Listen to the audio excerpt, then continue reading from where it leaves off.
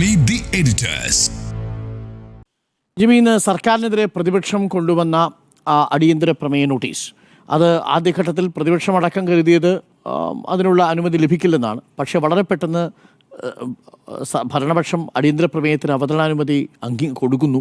അതോടുകൂടി പ്രതിപക്ഷം വെട്ടിലാവുകയാണോ ചെയ്തത്? മാത്രമല്ല, പ്രതിപക്ഷം ഉയർത്തിയ പല ചോദ്യങ്ങളെയും കണക്ക് കൊണ്ട് നേരിടുന്ന പിണറായി വിജയനാണ് കണ്ടത്. ഈ കുറ്റക്കാരെ സംരക്ഷിക്കുന്ന നിലപാട് സ്വീകരിക്കില്ലെന്ന് മുഖ്യമന്ത്രി പിണറായി വിജയൻ പറയുകയും ചെയ്യുന്നു. സർക്കാരിനെ പൂട്ടാൻ വന്ന പ്രതിപക്ഷം യഥാർത്ഥത്തിൽ വെട്ടിലായോ? ഈ മറുപടി തൃപ്തികരമാണോ? ഈ മുഖ്യമന്ത്രി പിണറായി വിജയൻ വളരെ മനോഹരമായി അടുക്കോടും ചിട്ടയോടും കൂടി ഒരു 100 വർഷത്തെ പോലീസ് വേട്ടയുടെ ചരിത്രം പറഞ്ഞുകൊണ്ടാണ് ഇന്ന് നിയമസഭയിൽ സംസാരിച്ചത്. അതുപോലെ തന്നെ പ്രതിപക്ഷവും ഒട്ടും മോശമാക്കിയില്ല. പക്ഷേ നിയമസഭയിൽ നടക്കുന്നത് ഒരു പ്രസംഗ മത്സരമല്ലല്ലോ. മാർക്കിടാൻ നമ്മളാരും ജഡ്ജിമാരുമല്ല. നമുക്ക് ചില കാര്യങ്ങൾക്ക് ഉത്തരം വേണം. അതിനകത്ത് വ്യക്തമായ ചോദ്യങ്ങൾ ഉണ്ടാവണം. കുറച്ച് നാളുകളായി സർക്കാരിൻ്റെ ഒരു രീതി അടിയന്തര പ്രമേയം ചർച്ച ചെയ്യാം എന്ന് തന്നെയാണ്. ഇതിനു മുമ്പും പലതവണ അടിയന്തര പ്രമേയത്തിന് വഴങ്ങിയിട്ടുണ്ട് പിണറായി വിജയൻ സർക്കാർ. വളരെ മാതൃകാപരമായൊരു കാര്യവുമാണ് അത്. പക്ഷേ ഇന്ന് ഞാൻ തേടിയ പല ഉത്തരങ്ങളും മുഖ്യമന്ത്രിയുടെ മറുപടിയിൽ ഉണ്ടായിരുന്നില്ല. ഏറ്റവും പ്രധാനപ്പെട്ട 2 വിഷയങ്ങൾ. ഒന്ന്, കുന്നംകുളത്തൊരു യുവാവിനെ 5 പോലീസുകാർ ചേർന്ന് ഇടിക്കുന്ന ദൃശ്യങ്ങളാണ്. ഈ ദൃശ്യങ്ങളെക്കുറിച്ച് പ്രതിപക്ഷവും നാട്ടുകാരും അതുപോലെ മാധ്യമങ്ങളും ഉന്നയിച്ചൊരു പ്രധാനപ്പെട്ട ചോദ്യം, ശരി, പോലീസ് ഇങ്ങനെ മർദ്ദിച്ചു, പരാതിയുണ്ട്, ഈ ദൃശ്യങ്ങൾ ഉന്നത പോലീസ് ഉദ്യോഗസ്ഥർ പരിശോധിച്ചതാണ്, അന്ന് എന്തുകൊണ്ട് ഗൗരവമായി ഇവർക്കെതിരെ നടപടിയെടുത്തില്ല? ഈ ദൃശ്യങ്ങൾ പോലീസ് ഉദ്യോഗസ്ഥർ കണ്ടതല്ലേ? അന്ന് എടുത്ത നടപടി തീരെ തൃപ്തികരമല്ലാത്തത് കൊണ്ടാണല്ലോ ദൃശ്യങ്ങൾ പുറത്തു വരുമ്പോൾ വീണ്ടും അവർക്കെതിരെ നടപടിയെടുക്കാൻ തീരുമാനിച്ചത്. അപ്പോൾ പോലീസിൻ്റെ ഭാഗത്ത്, ഉന്നത പോലീസ് ഉദ്യോഗസ്ഥരുടെ ഭാഗത്ത് ഒരു വീഴ്ചയില്ലേ? അത് അംഗീകരിക്കുമോ? ഇവർക്കെതിരെ എന്ത് നടപടി ഉണ്ടാകും? ഇത്രയും ചോദ്യങ്ങൾ വളരെ കൃത്യമായി നമ്മളെല്ലാവരും ചോദിച്ചിട്ടുണ്ട്. ഇന്ന് പ്രതിപക്ഷവും ഇത് തന്നെ ചോദിച്ചു. മുഖ്യമന്ത്രിയുടെ മറുപടി എന്താ? കുന്നംകുളം കേസിലെ അച്ചടക്ക നടപടിയിൽ പുനഃപരിശോധന നടന്നു വരികയാണ്. സുജിത്തിൻ്റെ പരാതിയുടെ അടിസ്ഥാനത്തിൽ പുനഃപരിശോധന എപ്പോഴാണ് തുടങ്ങിയത്? പുനഃപരിശോധന തുടങ്ങിയത് ഈ ദൃശ്യങ്ങൾ പുറത്തു വന്നതിന് ശേഷമാണ്. ഈ ദൃശ്യങ്ങൾ പുറത്തു വന്നത് പോലീസ് ഒരു കാരണവശാലും CCTV ദൃശ്യങ്ങൾ പുറത്തു കൊടുക്കാതെ യുദ്ധം ചെയ്ത് പിടിച്ചു വെച്ചിരുന്ന ഒരു സാധനം കോടതിയിലും മറ്റുമൊക്കെ പോയി വിവരാവകാശ കമ്മീഷൻ്റെ അടുത്ത് പോയിട്ടാണ് ഈ ദൃശ്യങ്ങൾ പുറത്ത് കൊണ്ടുവന്നത്. അപ്പോൾ ദൃശ്യങ്ങൾ പുറത്ത് കൊടുക്കാതിരിക്കാൻ ശ്രമിച്ച ഒരു സ്ഥാനത്ത് നിന്ന് ദൃശ്യങ്ങൾ പുറത്തു വരികയും മാധ്യമങ്ങൾ അത് വാർത്തയാക്കിയതിന് ശേഷമാണ് മുഖ്യമന്ത്രി ഈ പറയുന്ന പുനഃപരിശോധന നടന്നു വരുന്നത് എന്നുണ്ടായത്. അപ്പോൾ ചോദിക്കേണ്ട ചോദ്യങ്ങൾ കൃത്യമായി ഉണ്ടായിരുന്നു, അവിടെ ഉണ്ടായിരുന്നു. മുഖ്യമന്ത്രി അതിന് മറുപടി പറഞ്ഞില്ല. പോലീസ് ഉദ്യോഗസ്ഥർക്ക്, ഉന്നത ഉദ്യോഗസ്ഥർക്ക് അറിയാമായിരുന്നില്ലേ? അന്നെന്തുകൊണ്ട് നടപടി എടുത്തില്ല? ആ നടപടി എടുക്കാത്ത വിഷയത്തിൽ എന്താണ് സർക്കാരിൻ്റെ വിശദീകരണം? ഇനി നടപടി കൃത്യമായി ഉണ്ടാകുമോ? മുഖ്യമന്ത്രി അതിന് മറുപടി പറഞ്ഞില്ലല്ലോ. അപ്പോൾ എന്ന് മാത്രമല്ല, അശ്വത്ഥാമഹത എന്ന് പറഞ്ഞതുപോലെ മുഖ്യമന്ത്രി പറഞ്ഞ ഫാക്ച്വലി കറക്റ്റാണ്. പക്ഷേ ചോദിച്ച ചോദ്യം എന്താ, പറഞ്ഞ ഉത്തരം എന്താ? തമ്മിലൊരു പൊരുത്തക്കേടുണ്ട്. അടുത്തത് പീച്ചി സംഭവം. അവിടെ ഒരു ഹോട്ടൽ ഉടമയുടെ മകനെയും മാനേജറെയും തല്ലുന്നു. അതും ദൃശ്യങ്ങൾ പുറത്തു വന്നതാണ്. അപ്പോൾ മുഖ്യമന്ത്രി ഇന്ന് സഭയിൽ പറഞ്ഞ മറുപടി, മകനെ ലോക്കപ്പിൽ അടച്ചിട്ടേ ഉള്ളൂ, തല്ലിയിട്ടില്ല.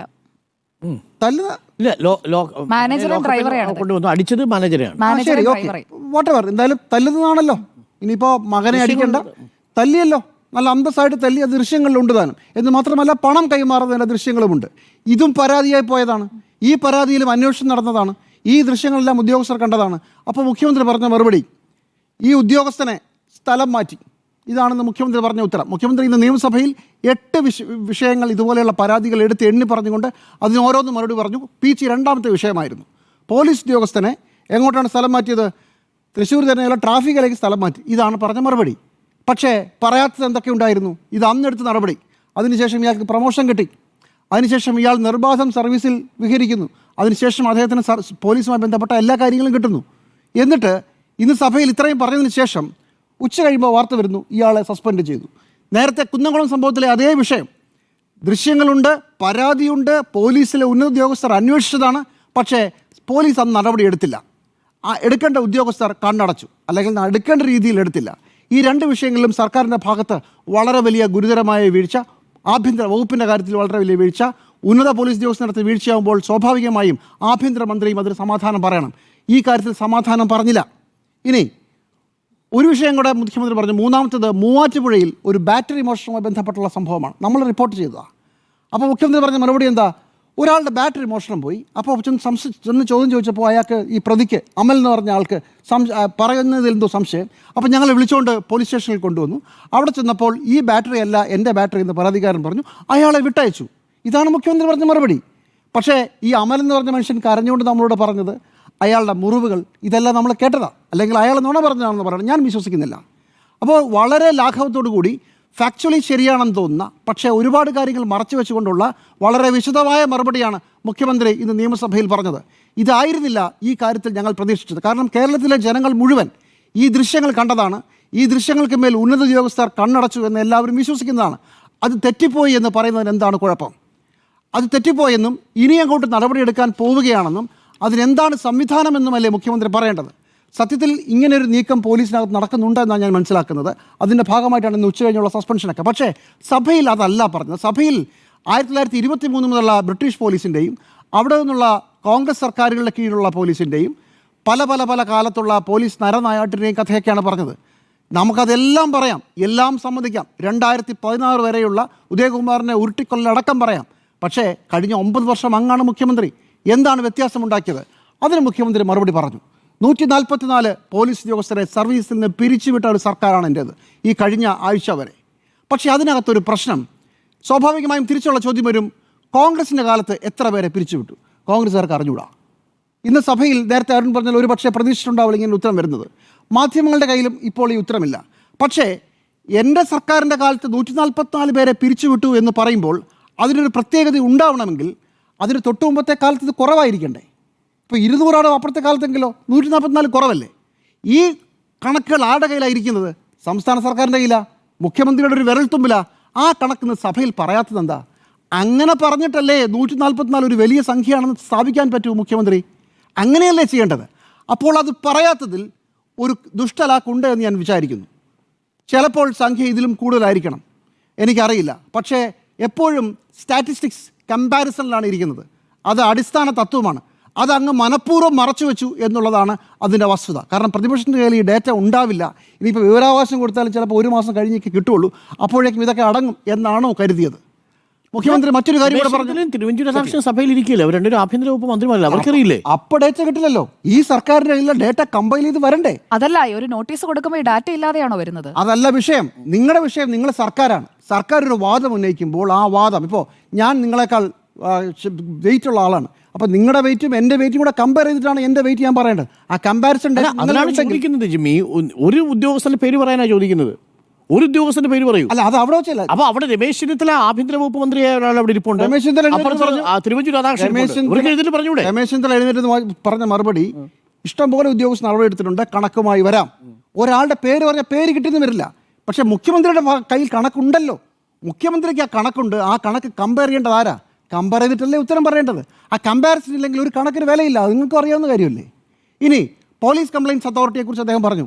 പരാതിക്കാരുടെ എണ്ണം കുറഞ്ഞു വരികയാണ്. അവിടെയും മുഖ്യമന്ത്രിയുടെ സർക്കാരിൻ്റെ കാലത്തെ കണക്കുകൾ കുറഞ്ഞു വരുന്നതിനെക്കുറിച്ചാണ് പറഞ്ഞത്. മുൻകാലത്ത് എന്തായിരുന്നു? എന്താണ് അതിൻ്റെ ഡാറ്റ? എന്താണ് കമ്പാരിസൺ ഇല്ലെങ്കിൽ എന്ത് സ്റ്റാറ്റിസ്റ്റിക്സ്? ഇതിൻ്റെ കൂടെ ഇന്ന് റിപ്പോർട്ടർ ടി വി സംപ്രേഷണം ചെയ്തൊരു വാർത്തയുണ്ട്. എത്രയോ വർഷമായി പോലീസ് കംപ്ലയിൻറ്റ് അതോറിറ്റിയിൽ ചീഫ് ഇൻവെസ്റ്റിഗേറ്റിംഗ് ഓഫീസർ ഇല്ല. പോലീസിന് പുറത്തുള്ളൊരു ഉദ്യോഗസ്ഥൻ ഇവിടെ വരണം എന്ന കോടതി ഉത്തരവും പാലിക്കപ്പെട്ടിട്ടില്ല. പിന്നെ ആര് പോകാനാ? അത് ഇന്ന് നിയമസഭയിൽ അനൂപ് ജേക്കബ് നമ്മുടെ വാർത്ത ഉന്നയിച്ചുകൊണ്ട് പറഞ്ഞു. അത് അദ്ദേഹം പരാമർശിച്ചത് പോലുമില്ല, അദ്ദേഹം കേട്ടതായി പോലും ഭാവിച്ചില്ല.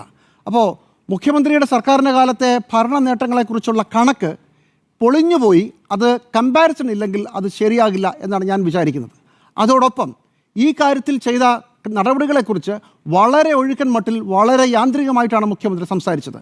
അതോടൊപ്പം അദ്ദേഹം പഴയ കാര്യങ്ങൾ പറയാനാണ് ഏറ്റവും കൂടുതൽ സമയം ചെലവഴിച്ചത്. എനിക്ക് പലപ്പോഴും തോന്നിയത് എല്ലാം നെഹ്റുവിൻ്റെ കുറ്റമാണ് എന്ന് പറയുന്നത് പോലൊരു കമ്പാരിസൺ ഡേറ്റ പോലെ തോന്നി. അത്രയും മോശമായിട്ടില്ലെങ്കിൽ പോലും അങ്ങനെയല്ല ഈ വിഷയത്തിൽ മറുപടി പറയേണ്ടത്. കേരളത്തിലെ ജനങ്ങൾക്ക് ഒരു വലിയ മുറിവുണ്ട്.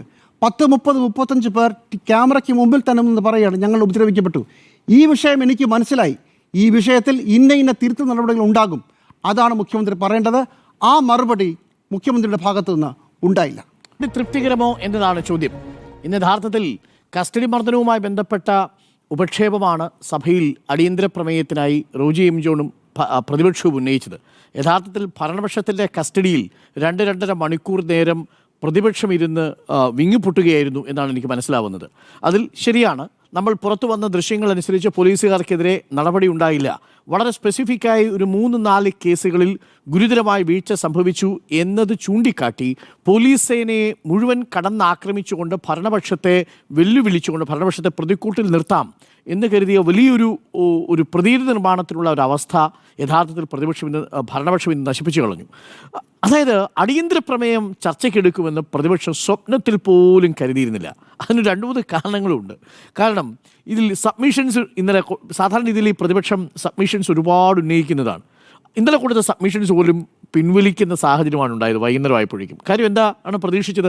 രാവിലെ ചോദ്യോത്തരവേള വരുന്നു. ചോദ്യോത്തരവേളയിൽ ആരോഗ്യവകുപ്പിനോടാണ് ആദ്യത്തെ സെറ്റ് ചോദ്യങ്ങൾ ഉണ്ടായിരുന്നത്. ആരോഗ്യവകുപ്പിനെ പ്രതിക്കൂട്ടിൽ നിർത്തിയ ഹാരിസുമായി ബന്ധപ്പെട്ട വിഷയത്തിൽ സഭയിൽ തന്നെ ഒരു കളം പിടിക്കാമെന്നാണ് കരുതിയത്. പക്ഷേ രാഹുൽ മാങ്കൂട്ടത്തിനോടുള്ള ഇൻഡയറക്റ്റ് മറുപടി പോലും കൊടുത്ത് ആരോഗ്യവകുപ്പ് മന്ത്രിയുടെ മറുപടിയിൽ പ്രതിപക്ഷത്തിന് അവിടെ ഒന്നും ചെയ്യാൻ കഴിഞ്ഞില്ല. തുടർന്ന് അടിയന്തര പ്രമേയത്തിനുള്ള ഉപക്ഷേപവുമായിട്ട് വരുമ്പോൾ, നോട്ടീസുമായിട്ട് വരുമ്പോൾ പ്രതിപക്ഷം എന്താ വിചാരിച്ചത്?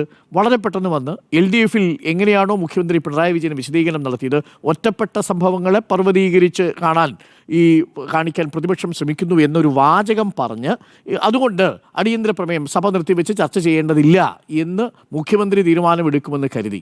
പക്ഷെ അവിടെയാണ് മുഖ്യമന്ത്രിയുടെ സർജിക്കൽ സ്ട്രൈക്ക് ഉണ്ടായത്. പ്രതിപക്ഷം ഒന്ന് പകച്ചുപോയി എന്നാണ് ഞാൻ മനസ്സിലാക്കുന്നത്. കാരണം മുഖ്യമന്ത്രി പറഞ്ഞത് വളരെ സട്ടിലായിട്ടാണ് പറഞ്ഞത്. ചില കണക്കുകൾ മുന്നിൽ വെച്ചുകൊണ്ട് പറയുന്നു. പോലീസ് കംപ്ലയിൻറ്റ് അതോറിറ്റിയിൽ 2018 മുതൽ ഇങ്ങോട്ടുള്ള കണക്കുകൾ പറയുന്നു. അന്ന് ശരാശരി 800-ലധികം പരാതികൾ പോലീസ് കംപ്ലയിൻറ്റ് അതോറിറ്റിക്ക് കിട്ടിയിട്ടുണ്ടെങ്കിൽ ഇപ്പോൾ അത് 100-ൽ താഴെയായിട്ട് മാറുന്നു. ഈ കണക്കുകൾ സൂചിപ്പിക്കുന്നത് എന്താണ്? പക്ഷേ അതിന് മറുവശമുണ്ട്, അത് ഞാൻ അവസാനം പറയാം. രണ്ടാമത്തെ കാര്യം പറയുന്നു, LDF സർക്കാരിൻ്റെ കാലത്ത്, ഒന്നാം പിണറായി സർക്കാരിൻ്റെ കാലത്ത് 108 പോലീസ് ഉദ്യോഗസ്ഥരെ ക്രിമിനലുകളാണെന്ന് കണ്ടെത്തിയും അവരുടെ പ്രൊഫഷണൽ മിസ്കണ്ടക്റ്റിനെ തുടർന്നും അവരുടെ പെരുമാറ്റ ദൂഷ്യം കൊണ്ടും സഭയിൽ നിന്ന് പുറത്താക്കിയിട്ടുണ്ട് എന്ന് കണക്ക് മൂലം പറയുന്നു. രണ്ടാം പിണറായി സർക്കാരിൻ്റെ കാലത്ത് ഇതുവരെ 36 പേരെയും പുറത്താക്കിയിട്ടുണ്ട്.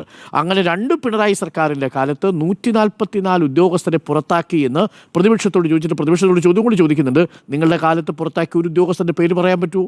2 ഹോം മിനിസ്റ്റേഴ്സ്, 2 ആഭ്യന്തര വകുപ്പ് മന്ത്രിമാർ ആ പ്രതിപക്ഷ നിരയിൽ ഇരിക്കുക. ഒന്ന് തിരുവഞ്ചൂർ രാധാകൃഷ്ണനും ഒന്ന് രമേശ് ചെന്നിത്തലയും. ഒരു മറുപടിയെങ്കിലും പറഞ്ഞുകൂടായിരുന്നോ? എഴുന്നേറ്റ് നിന്ന് ഈ കണക്കുണ്ടെന്ന് പറയാൻ പാടില്ലായിരുന്നോ? എന്താ പറയാൻ പറ്റാതായി പോയത്? ഈ കണക്കുകൾ തപ്പിയെടുത്ത് വരണം. അടിയന്തര പ്രമേയം ചർച്ച ചെയ്യുന്നുണ്ടെങ്കിൽ ഇവരിങ്ങനെയായിരിക്കും വരിക. സഭയിൽ വെൽ എക്വിപ്ഡ് ആയിട്ടല്ലേ വരിക. തങ്ങളുടെ സർക്കാരിൻ്റെ കാലത്തെടുത്ത ധീരമായ നടപടികൾ എണ്ണി പറയുമായിരുന്നില്ലേ ഇവർ? അങ്ങനെ എണ്ണി പറയാൻ ഒരു കുന്തവും പ്രതിപക്ഷത്തിൻ്റെ കയ്യിൽ ഉണ്ടായിരുന്നില്ല. അതുകൊണ്ടാണ് ഞാൻ പറഞ്ഞത്, പ്രതിപക്ഷത്തെ യഥാർത്ഥത്തിൽ ഇന്ന് ഭരണപക്ഷം കസ്റ്റഡിയിൽ വെച്ചു എന്നുള്ള ഒരു പ്രതീതിയാണ് ജനിച്ചത്. പക്ഷേ പ്രതിപക്ഷ നേതാവ് ഉന്നയിച്ച പല പ്രധാനപ്പെട്ട വിഷയങ്ങളും ചർച്ച ചെയ്യപ്പെടേണ്ടതാണ് എന്നുകൂടിയാണ് ഞാൻ കരുതുന്നത്. ഇതിന് സ്ട്രാറ്റജി പരാജയപ്പെട്ടു എന്നതാണ് ആദ്യത്തെ കാര്യം. കാരണം അതിനുശേഷം വളരെ പെട്ടെന്ന് സഭയുടെ പുറത്തേക്ക് വരിക, സത്യാഗ്രഹം അനുഷ്ഠിക്കാനായിട്ട് 2 MLA ഇരിക്കുന്നു. ഇന്ന് യഥാർത്ഥത്തിൽ എന്താ നോക്കൂ, ഈ സത്യാഗ്രഹത്തിന് വലിയ പ്രാധാന്യം കിട്ടിയില്ല. കാര്യം ആ സത്യാഗ്രഹത്തെ ഒരു വലിയ വികാരമാക്കി മാറ്റാൻ പറ്റും എന്നാണ് പ്രതിപക്ഷം കരുതിയത്. വലിയ രീതിയിൽ കേരളം ഇന്ന് മുഴുവൻ ചർച്ച ചെയ്യുന്ന ഒരു വലിയ വൈകാരികമായ വിഷയമായിട്ട് അതിനെ മാറ്റാൻ കഴിയുമെന്ന് കരുതി. പക്ഷേ ഭരണപക്ഷത്തിൻ്റെ മറുപടിയിൽ, പ്രത്യേകിച്ച് മുഖ്യമന്ത്രിയുടെ മറുപടിയിൽ പ്രതിപക്ഷത്തിൻ്റെ ആയുധത്തിൻ്റെ മൂർച്ച കുറഞ്ഞുപോയി എന്നാണ് ഞാൻ കരുതുന്നത്. അതുകൊണ്ടാണ് ഇന്ന് നിയമസഭയിൽ 2 MLA-മാർ, 2 നിയമസഭാ സാമാജികർ സത്യാഗ്രഹം അനുഷ്ഠിക്കുമ്പോൾ പോലും അതിൻ്റേതായ ഒരു പ്രാധാന്യം അതിന് കിട്ടാതെ പോയത് സഭയിൽ ഭരണപക്ഷം നേടിയ അപ്പർ ഹാൻഡ് ആണെന്നാണ് എൻ്റെ വിശ്വാസം. പക്ഷേ അപ്പോഴും പ്രതിപക്ഷ നേതാവ് ഉയർത്തിയ വിഷയങ്ങൾ വളരെ പ്രസക്തമാണെന്ന് കരുതുന്നയാളാണ് ഞാൻ തന്നെ ഈ ഫ്ലോറിലെടുത്ത നിലപാട് ആഭ്യന്തര വകുപ്പ് മന്ത്രി എന്ന നിലയിൽ മുഖ്യമന്ത്രി പിണറായി വിജയൻ്റെ കഴിഞ്ഞ 9 വർഷത്തിൻ്റെ പ്രവർത്തനങ്ങൾ മറ്റു വകുപ്പുകളെ അപേക്ഷിച്ച് നോക്കിയാൽ വളരെ ദയനീയമാണ് എന്നാണ്. അതിൽ ഞാൻ ഉറച്ചു നിൽക്കുകയും ചെയ്തു. പക്ഷേ അപ്പോഴും പോലീസ് സേനയെ പൂർണ്ണമായിട്ടും ഒന്നടങ്കം ആക്ഷേപിക്കാൻ കഴിയില്ല. ഇതിൽ 2 പ്രധാനപ്പെട്ട ചോദ്യങ്ങൾ നമ്മുടെ മുന്നിൽ നിൽക്കുന്നു. ഒന്ന്, UDF സർക്കാരിൻ്റെ കാലത്ത് ഉദയകുമാർ എന്ന് പറയുന്ന ഒരാളെ ഉമ്മൻചാണ്ടി സർക്കാരിൻ്റെ കാലത്ത് വളരെ ക്രൂരമായി കസ്റ്റഡി മർദ്ദനത്തിൽ വിധേയനായി കൊലപ്പെടുത്തുമ്പോൾ ആ അമ്മ ചോദിക്കുന്നൊരു ചോദ്യം ഇപ്പോഴും നമ്മുടെ കാതുകളിൽ മുഴങ്ങുക. എന്തെങ്കിലും പോലീസ് സേനയോട്, ഈ പറയുന്ന പോലീസിൻ്റെ ക്രൂരമർദ്ദനത്തിൽ കൊല്ലപ്പെട്ട ഇരകളോട് മനസാക്ഷി ഉണ്ടായിരുന്നെങ്കിൽ ഉമ്മൻചാണ്ടി സർക്കാരിൻ്റെ കാലത്ത് ആ പോലീസുകാരെ കൃത്യമായി കയ്യാമം വെച്ച് അവർക്കെതിരെ കർശനമായ ശിക്ഷ വാങ്ങിക്കൊടുക്കണ്ടായിരുന്നു. പക്ഷേ എന്താ സംഭവിച്ചത്? ഉദയകുമാർ ഉരുട്ടിക്കൊല കേസിൽ സർക്കാരും പോലീസും കൂടി ഒത്തുകളിച്ച് പോലീസിൻ്റെ കൈകളിലേക്ക് ഇട്ടുകൊടുത്ത് പോലീസ് ഇപ്പോൾ കുറ്റവിമുക്തരെ ഇറങ്ങിപ്പോകുന്ന സാഹചര്യം ഉണ്ടായി. ഇത് സംഭവിച്ചത് അന്നാ. പക്ഷേ പിണറായി സർക്കാരിൻ്റെ കാലത്തുണ്ട്. ഈ പറഞ്ഞതുപോലെ സുജിത്തിൻ്റെ കാര്യത്തിലടക്കം നമ്മൾ ആ കഥകളെല്ലാം കഴിഞ്ഞ ചർച്ചയിൽ പറഞ്ഞതുകൊണ്ട് ഞാനത് ആവർത്തിക്കുന്നില്ല. പക്ഷേ ഒരൊറ്റ കാര്യമേ നമ്മുടെ മുന്നിലുള്ളൂ. ഇന്ന് പ്രതിപക്ഷത്തിന് ആ രീതിയിൽ അത് അവതരിപ്പിക്കാൻ കഴിഞ്ഞു എന്ന് എനിക്ക് സംശയമുണ്ട്. മുഖ്യമന്ത്രി പറയുന്നൊരു വളരെ പ്രധാനപ്പെട്ട കാര്യമുണ്ട്. പോലീസ് സേനയെ മൊത്തം നമുക്ക് അടച്ചാക്ഷേപിക്കാൻ കഴിയില്ല. എത്രയെത്ര മികച്ച നേട്ടങ്ങൾ കേരള പോലീസ് സ്വന്തമാക്കിയിട്ടുണ്ട് പ്രേക്ഷകർക്കറിയാമല്ലോ. ജനമൈത്രി പോലീസ് 2016 വരുമ്പോൾ അതിനുശേഷം 2017-18 കാലഘട്ടങ്ങളിലെ ദേശീയ പുരസ്കാരങ്ങൾ, ഇന്ത്യ ടുഡേയുടെ അടക്കമുള്ള കോപ്സ് പുരസ്കാരങ്ങൾ ഈ ജനമൈത്രി പോലീസിന് കിട്ടുന്നത് നമ്മുടെ മുന്നിൽ കണ്ടതാ. കുട്ടികൾക്കെതിരെയുള്ള അക്രമം തടയാൻ വേണ്ടിയിട്ട് പോലീസിന് കേരള പോലീസിൻ്റെ മികവിനെ ദേശീയ തലത്തിൽ അംഗീകരിച്ചിട്ടുള്ളതാ. കേരള പോലീസിൻ്റെ സൈബർ വിങ്ങിനെ പലതവണ കുറ്റാന്വേഷണ മികവിൽ അംഗീകരിച്ചിട്ടുള്ളതാ. നമ്മുടെ പോലീസ് സേനയല്ലേ അതിർത്തി കടന്നുകൊണ്ട് പല ആളുകളെയും പിടിച്ചുകൊണ്ട് വരുന്നത്. കുറ്റാന്വേഷണ മികവിൽ കേരള പോലീസിന്റെ ഗ്രാഫ് എന്നും ഉയർന്നു നിന്നതല്ലേ. ഒരർത്ഥത്തിൽ പറഞ്ഞാൽ സ്കോട്ട്ലൻഡ് പോലീസിനോട് പോലും പ്രതിപക്ഷം പോലും ഉപമിക്കുന്ന തരത്തിലുള്ള അന്വേഷണ മികവുള്ള, കുറ്റാന്വേഷണ മികവുള്ള പോലീസ് ഉദ്യോഗസ്ഥർ നമ്മുടെ ഇടയിലുണ്ട്. അതിനെ നമുക്ക് വിസ്മരിക്കാൻ കഴിയില്ല. പക്ഷേ പ്രശ്നം എവിടെയാണ് കിടക്കുന്നതെന്ന് വെച്ചാൽ ഈ പോലീസിങ്ങിന് ഒരു രാഷ്ട്രീയമായിട്ടുള്ള നിയന്ത്രണം എല്ലാ കാലത്തും ഉണ്ടായിരുന്നു. അത് പക്ഷേ പൂർണ്ണമായും പോലീസിലെ ഉദ്യോഗസ്ഥരെ ഏൽപ്പിക്കുമ്പോൾ സംഭവിച്ചു പോകുന്നൊരു കാര്യം, നേരത്തെ പല ഹൈക്കോടതി ജഡ്ജിമാരും സുപ്രീം കോടതി വിധിയിലുമൊക്കെ പറഞ്ഞിരിക്കുന്നത് പോലെ ഒരു ക്രിമിനൽ സ്വഭാവമുള്ള സംഘടിത സേനയായി പോലീസ് മാറും. അതിനുള്ളൊരു സ്വഭാവം ഈ പോലീസ് സേനയ്ക്കുണ്ടെന്നേ ഇന്ന് മുഖ്യമന്ത്രി പിണറായി വിജയൻ പറയുന്നത്. 5 രൂപ പോലീസായിരുന്നു ദിവാന്റെ കാലത്ത് നരനായാട്ട് നടത്തിയിരുന്നതെങ്കിൽ അതിന് പിന്നീട് പോലീസിനെ ഉത്തരവാദിത്വമുള്ള സർക്കാരാക്കി മാറ്റിയത് 29 വർഷം കേരളം ഭരിച്ച LDF സർക്കാരും 40 വർഷം ഭരിച്ച UDF സർക്കാരും പല കാലങ്ങളിലൂടെയാണ്. പക്ഷെ അവിടെ ആ കണക്ക് പ്രസക്തമാവുന്നത് 144 പേരെ പുറത്താക്കി എന്ന് പറഞ്ഞാൽ ചെറിയ കാര്യമില്ല. സസ്പെൻഷനല്ല, ഡിസ്മിസലാണ്. അവരടുത്ത് പറഞ്ഞത് ഈ പണി നിങ്ങൾക്ക് പറ്റുന്നതല്ല, നിങ്ങൾ പോയി വീട്ടിലിരുന്നോളാം പറഞ്ഞു എന്ന് പറയുമ്പോൾ മറിച്ചൊരു കണക്ക് വേണമായിരുന്നു. അതിലും കൂടുതൽ ഉദാഹരണത്തിന് 108 പേരെയാണ് ഒന്നാം പിണറായി സർക്കാരിൻ്റെ കാലത്ത് പുറത്താക്കിയിരിക്കുന്നതെങ്കിൽ ഞങ്ങളുടെ കാലത്ത് ഇത്രയും പേരെ പുറത്താക്കിയില്ലെന്ന് പറയണമായിരുന്നു. പ്രേക്ഷകർ ഓർമ്മയില്ലേ ജോഗി എന്ന ചെറുപ്പക്കാരൻ കൊല ചെയ്യപ്പെടുമ്പോൾ മുത്തങ്ങയിൽ ആ പോലീസുകാരെ സംരക്ഷിച്ചു പിടിച്ചു നിർത്താൻ വേണ്ടിയിട്ട് അന്നത്തെ ആഭ്യന്തര വകുപ്പ് മന്ത്രി കാട്ടിക്കൂട്ടിയ നാടകങ്ങൾ, അന്ന് മുഖ്യമന്ത്രി തന്നെ നൽകിയ വിശദീകരണങ്ങൾ. അവിടെ എന്ത് വിശദീകരണമാണ് ആ ആദിവാസികളോടുള്ള മർദ്ദനത്തിന് പുറത്തുണ്ടായിരുന്നത്? അവർ രണ്ടുപേരുടെ മുഖം നിങ്ങൾക്ക് ഓർമ്മയുണ്ടോ? ആരുടെയൊക്കെ? ഗീതാനന്ദൻ്റെയും ജാനുവിൻ്റെയും മുഖം ഓർമ്മയുണ്ടോ? ജിമ്മി, ആ മുഖങ്ങൾ നമ്മളുടെ അന്ന് ഏഷ്യാനെറ്റിലാണ് നമ്മളത് കാണുന്നത്. ആ മുഖങ്ങൾ വീർത്തിരിക്കുന്ന ജാനുവിൻ്റെ മുഖമാണ്. എന്താ ചെയ്തത്? കവിളിൽ തലോടിയപ്പോൾ സംഭവിച്ചു പോയ അലർജിക് ഇൻഫെക്ഷൻ ആയിരുന്നില്ല സാർ. അന്ന് UDF സർക്കാരിൻ്റെ കാലത്ത്, AK ആന്റണി സർക്കാരിൻ്റെ കാലത്ത് ക്രൂരമായി വേട്ടയാടപ്പെട്ട ജാനുവിൻ്റെ മുത്തങ്ങയിലെ ആളുകളുടെ പ്രതീകമായിരുന്നു അന്ന് ഒരു ഭാഗം വീങ്ങിയ മുഖവുമായിട്ട് വരുന്ന നമ്മുടെ ജാനു ചേച്ചി, മറ്റൊരു ഭാഗത്ത് ഗീതാനന്ദൻ. ഇവരെ ക്രൂരമായ മർദ്ദനത്തിന് വിധേയമാക്കിയില്ലേ? അവരെ എങ്ങനെ ഇടിമുറിയിലേക്ക് കൊണ്ടുവന്നറിയാമോ? വയനാട്ട് മുത്തങ്ങയിൽ നിന്ന് 24 മണിക്കൂറിനുള്ളിൽ പോലീസ് സ്റ്റേഷൻ ഹാജരാക്കണം എന്നുള്ളതുകൊണ്ട് സ്ഥിരം വരുന്ന റൂട്ട് ഒഴിവാക്കി അറസ്റ്റ് വൈകുന്നത് രേഖപ്പെടുത്തി ക്രൂരമായി മർദ്ദിച്ചു കൊണ്ടുവന്നു. ആ ജോഗി എന്ന് പറയുന്ന ഒരു ചെറുപ്പക്കാരനെ വെടിവെച്ച് കൊല്ലുന്ന സാഹചര്യമുണ്ടായി. ഒരു പോലീസുകാരൻ്റെ ജീവൻ അക്രമത്തിൽ, ആ സംഘർഷത്തിൽ നഷ്ടപ്പെട്ടു. പോലീസുകാരുടെയും രാഷ്ട്രീയ നേതൃത്വത്തിൻ്റെയും ദയനീയ പരാജയമല്ലേ മുത്തങ്ങയിൽ കണ്ടത്? അടിയന്തരാവസ്ഥയ്ക്ക് ശേഷം കേരളം കണ്ട വലിയ നരനായാട്ടായിരുന്നില്ലേ മുത്തങ്ങയിലേത്? ഏതു സർക്കാരിൻ്റെ കാലത്തായിരുന്നു? അപ്പോൾ പോലീസിനെ കയറൂരി വിടാൻ ഏതു സർക്കാർ തീരുമാനിച്ചിരുന്നത് അപകടകരമാണ് എന്ന് നമ്മൾ തിരിച്ചറിയണം. പക്ഷേ മുഖ്യമന്ത്രി പിണറായി വിജയന് സംഭവിച്ച പാളിച്ചയും നമ്മൾ എടുത്തു പറയേണ്ടതുണ്ട്. കാരണം ഈ കുന്നംകുളത്തെ വിഷ്വൽസ് ഇതിനു മുമ്പ് തന്നെ അന്വേഷണ ഉദ്യോഗസ്ഥൻ കണ്ടിട്ടുണ്ട് സാർ. അത് അന്വേഷണ ഉദ്യോഗസ്ഥൻ കണ്ടിട്ടുണ്ടെങ്കിൽ ഒന്നുകിൽ അത് മുഖ്യമന്ത്രി പിണറായി വിജയനെ അറിയിക്കാതെ അന്വേഷണ ഉദ്യോഗസ്ഥർ പൂഴ്ത്തിവെച്ചു. അങ്ങനെയാണെങ്കിൽ അവർക്കെതിരെയുള്ള വകുപ്പ് തല നടപടി ഉണ്ടാവണമെന്നേ. മധു ബാബു എന്ന് പറയുന്ന ഉദ്യോഗസ്ഥൻ DYFI നേതാവിൻ്റെ കരണക്കുറ്റിക്ക് അടിച്ചു ആ ഡയഫ്രം പൊട്ടിച്ചത് UDF സർക്കാരിൻ്റെ കാലത്ത് 2012 മറ്റുമാണ്. അന്ന് 2012 13 വർഷം മുമ്പ് അങ്ങനെ ചെയ്തിട്ടും ആ പോലീസ് ഉദ്യോഗസ്ഥനെ മധു ബാബുവിനെ SI എന്ന നിലയിൽ നിന്ന് CA ആയിട്ട് പ്രൊമോഷൻ കൊടുക്കുന്നു, CAയിൽ നിന്ന് DYSP ആയിട്ട് പ്രൊമോഷൻ കൊടുക്കുന്നു. ഇപ്പോൾ കുറുവാ സംഘത്തെ പിടിച്ചതിന് ഗുഡ് സർവീസ് എൻട്രി കൂടി കൊടുക്കുന്നു. ഇതൊക്കെ കൃത്യമായി ഫോളോ അപ്പ് ചെയ്ത് താങ്കളെ അറിയിക്കാനുള്ള ഒരു സംവിധാനം ഇപ്പോഴും പോലീസ് സേനയിലില്ല. ശരിയാണ്, 144 പേരെ പിരിച്ചുവിട്ടു. UDF സർക്കാരിൻ്റെ കാലത്ത് എത്രയാണെന്നുള്ള കണക്ക് പറയാൻ പ്രതിപക്ഷത്തിന് കഴിയാതെ പോയി. പക്ഷേ ഈ ദൃശ്യങ്ങൾ, നമ്മളോട് സംസാരിക്കുന്ന ദൃശ്യങ്ങളുണ്ട്. പീച്ചിയിലാണെങ്കിൽ രതീഷിൻ്റെ കാര്യത്തിൽ നിങ്ങൾ കൊടുത്തതൊരു സ്ഥലം മാറ്റവും പിന്നീട് ഒരു CI പ്രൊമോഷനുമാണ് കൊടുത്തത്. കുന്നംകുളത്ത് കുനിച്ചു നിർത്തി കൂമ്പിനിട്ടടിച്ച പോലീസുകാരെ ഒന്ന് സ്ഥലം മാറ്റി 2 ഇൻക്രിമെന്റ് തടഞ്ഞ് അവരെ എങ്ങനെയെങ്കിലും സംരക്ഷിച്ച് പിടിച്ച് നിർത്താൻ പോലീസ് സേന നടത്തിയ നീക്കം അതറിയാതെ പോയി. അതുകൊണ്ടാണല്ലോ സാർ ഒരു പുനരന്വേഷണം വേണ്ടി വന്നത്. ഈ വിഷയത്തിൽ ഒരു പുനരന്വേഷണം വേണ്ടി വന്നത് തന്നെ ഈ സിസ്റ്റം തകരാറിലാണ് എന്നതിൻ്റെ സൂചനയാണ് എന്നാണ് ഞാൻ പറയുക. അതുകൊണ്ട് മുഖ്യമന്ത്രി പിണറായി വിജയനും അതിൽ വീഴ്ച സംഭവിച്ചിട്ടുണ്ട് ആഭ്യന്തര വകുപ്പ് മന്ത്രി എന്ന നിലയിൽ. പക്ഷേ ഇന്നത്തെ അടിയന്തര പ്രമേയത്തിൻ്റെ ചൂടും അടിയന്തര പ്രമേയത്തിൻ്റെ മൂർച്ചയും യഥാർത്ഥത്തിൽ മുഖ്യമന്ത്രിയുടെയും ഭരണപക്ഷത്തിൻ്റെയും ശക്തമായ പ്രതിരോധത്തിൽ കുറഞ്ഞുപോയി എന്നാണ് ഞാൻ വിശ്വസിക്കുന്നത്. അതുകൊണ്ട് മറുപടി തൃപ്തികരമാണ് എന്ന് തന്നെയാണ് ഈ ഘട്ടത്തിൽ എൻ്റെ വിശ്വാസം. പക്ഷേ നടപടി തൃപ്തികരമല്ല എന്നൊരു ഒരിക്കൽ കൂടി പറയുന്നു, മറുപടി തൃപ്തികരമാകുമ്പോഴും നടപടി ഈ വിഷയത്തിലുള്ളത് ഈ നിമിഷം വരെയും തൃപ്തികരമല്ല. അവർ സർവീസിൽ തുടരുന്നതുവരെ സുജിത്തിനാണെങ്കിലും ശരി, പീച്ചിയിലെ സ്റ്റേഷൻ മർദ്ദനമേറ്റ ആൾക്കാരാണെങ്കിലും ശരി, ജോയലിൻ്റെ പിതാവിനാണെങ്കിലും ശരി, അവരുടെയൊക്കെ ഡിവൈഎഫ്ഐ നേതാവിൻ്റെ കാര്യത്തിലാണെങ്കിലും ശരി, അവരുടെയൊക്കെ ആവശ്യങ്ങൾ ഇപ്പോഴും നിലനിൽക്കുന്നുണ്ടെന്നാണ് ഞാൻ മനസ്സിലാക്കുന്നത്. അതുകൊണ്ട് അവർക്ക് നീതി കിട്ടണം, അതിനുള്ള നടപടിക്രമങ്ങൾ ഉണ്ടാവണം. മറുപടി മാത്രം തൃപ്തികരമായാൽ പോരാ എന്നതാണ് എൻ്റെ ടേക്ക്. ആൻറ്റോ ഗേസ്റ്റൺ. ഞാൻ വിചാരിക്കുന്നത് കഴിഞ്ഞ 25 വർഷമായിട്ടും കേരള പോലീസിന് ഒരു മാറ്റവും വന്നിട്ടില്ല എന്ന് വിശ്വസിക്കുന്ന ഒരാളാണ് ഞാൻ. എല്ലാ കാലത്തും പോലീസാണ്. എന്തുകൊണ്ടാണ് അങ്ങനെ പോലീസാവാൻ കാരണം എന്ന് വിചാരിക്കുന്നത്, 3.5 കോടി ജനങ്ങൾക്ക് ആകെയുള്ളത് ഇവിടെ 50,000 പോലീസാണ്. 3.5 കോടി ജനങ്ങളുടെ ജീവനും സ്വത്തിനും സംരക്ഷണം നൽകാൻ ആകെയുള്ളത് കേരളത്തിൽ 50 പോലീസാണ്. 1000 പഞ്ചായത്തിന് മേലെയുണ്ട് കേരളത്തിൽ. മുനിസിപ്പാലിറ്റിയും കോർപ്പറേഷനൊക്കെ വേറെയുണ്ട് കേട്ടോ. അവിടെ 2 പഞ്ചായത്തിന് ഒരു പോലീസ് സ്റ്റേഷൻ ഉണ്ടോ എന്ന് ചോദിച്ചാൽ പോലും ഇല്ല എന്നുള്ളത്. 500 അടുത്ത് പോലീസ് സ്റ്റേഷൻ മാത്രമാണ് കേരളത്തിലുള്ളൂ. എല്ലാ പോലീസ് സ്റ്റേഷനും കൂടെ കൂട്ടിയിട്ടാണ് ഞാൻ പറയുന്നത്. അപ്പോൾ ഇവരെങ്ങനെയാണ് ഈ സമൂഹത്തെ പിടിച്ചു നിർത്തുന്നത് എന്നുള്ളത് ആദ്യം നമ്മളും സർക്കാരും എല്ലാവരും മനസ്സിലാക്കണം. എങ്ങനെയാണ് ഭീഷണിപ്പെടുത്തിയും പേടിപ്പിച്ചും തല്ലുമെന്ന് ഭീഷണിപ്പെടുത്തിയും കേസിപ്പെടുത്തുമെന്ന് ഭീഷണിപ്പെടുത്തിയിട്ട് അങ്ങനെയാണ് ഈ സംവിധാനം മുന്നോട്ട് പോകുന്നത്. മനസ്സിലായോ? നിങ്ങളെന്തിനും കളിക്കുമ്പോൾ നീ വലിയ കളി കളിക്കണ്ട കേട്ടോ, നിന്നെ അടിച്ച് അകത്തിട്ട് കളയും എന്ന് പറയും. അതല്ലേ പറയുക? അതാണ് ഈ സിസ്റ്റം. അങ്ങനെയാണ് പോകുന്നത്. അല്ലെങ്കിൽ 3.5 കോടി ജനങ്ങൾ 50,000 പോലീസ് വെച്ച് എന്താക്കാനാ? ഒന്നും ആക്കാനില്ല. അതിനകത്ത് അടിയുണ്ടാവും, കൊണ്ട് ഇടിക്കുന്നുണ്ടാവും, കുറച്ച് പിടിച്ചുണ്ടാവും. പക്ഷേ ഇതെന്താണ്? ഇതിന് പ്രോപ്പറായിട്ട് കംപ്ലയിൻറ്റ് കൊടുക്കാനൊരു സംവിധാനം കേരളത്തിലുണ്ടോ എന്നുള്ളത് മാത്രമേ എൻ്റെ ചോദ്യമുള്ളൂ. ഈ പ്രതിപക്ഷം അടി ഉണ്ടാക്കുന്ന പ്രതിപക്ഷത്തിന് വല്ല ബോധമുണ്ടെങ്കിൽ അവരോട് ആദ്യം പറഞ്ഞാൽ ഈ അടിച്ച പയ്യൻ്റെ പേരിൽ അടിച്ച പോലീസുകാരനെ ക്രിമിനൽ കേസിൽ പെടുത്തി അകത്തിടണമെന്നല്ല പറയണ്ടേ? ക്രിമിനൽ കേസ് എടുക്കണമെന്നൊരു വാക്ക് പറഞ്ഞോ ഈ സമയം വരെ? ക്രിമിനൽ കേസിൽ പെടുത്തി എടുത്ത് ജയിലിൽ അടയ്ക്കണം എന്നല്ല പറയേണ്ടത്. പിരിച്ചുവിട്ടാൻ എന്താ കാര്യം? പിടിച്ചുവിട്ടാവൻ നാളെ രാവിലെ ഈ പറയുന്ന ട്രൈബ്യൂണലിൽ പോകും. ഏത് ട്രൈബ്യൂണൽ? അഡ്മിനിസ്ട്രേറ്റീവ് ട്രൈബ്യൂണലിൽ പോകും. ചെല്ലുന്ന പാടെ സ്റ്റേ തീർന്നു. പിറ്റേ ദിവസം അവർ എവിടെ നിന്നാണോ പിരിച്ചുവിട്ടത് അവിടെ തന്നെ വന്നിരിക്കും. ഇപ്പോൾ ട്രാൻസ്ഫർ ചെയ്യുന്ന ഉദ്യോഗസ്ഥന്മാരെ മുഴുവൻ നിങ്ങൾ കണ്ടിട്ടില്ലേ?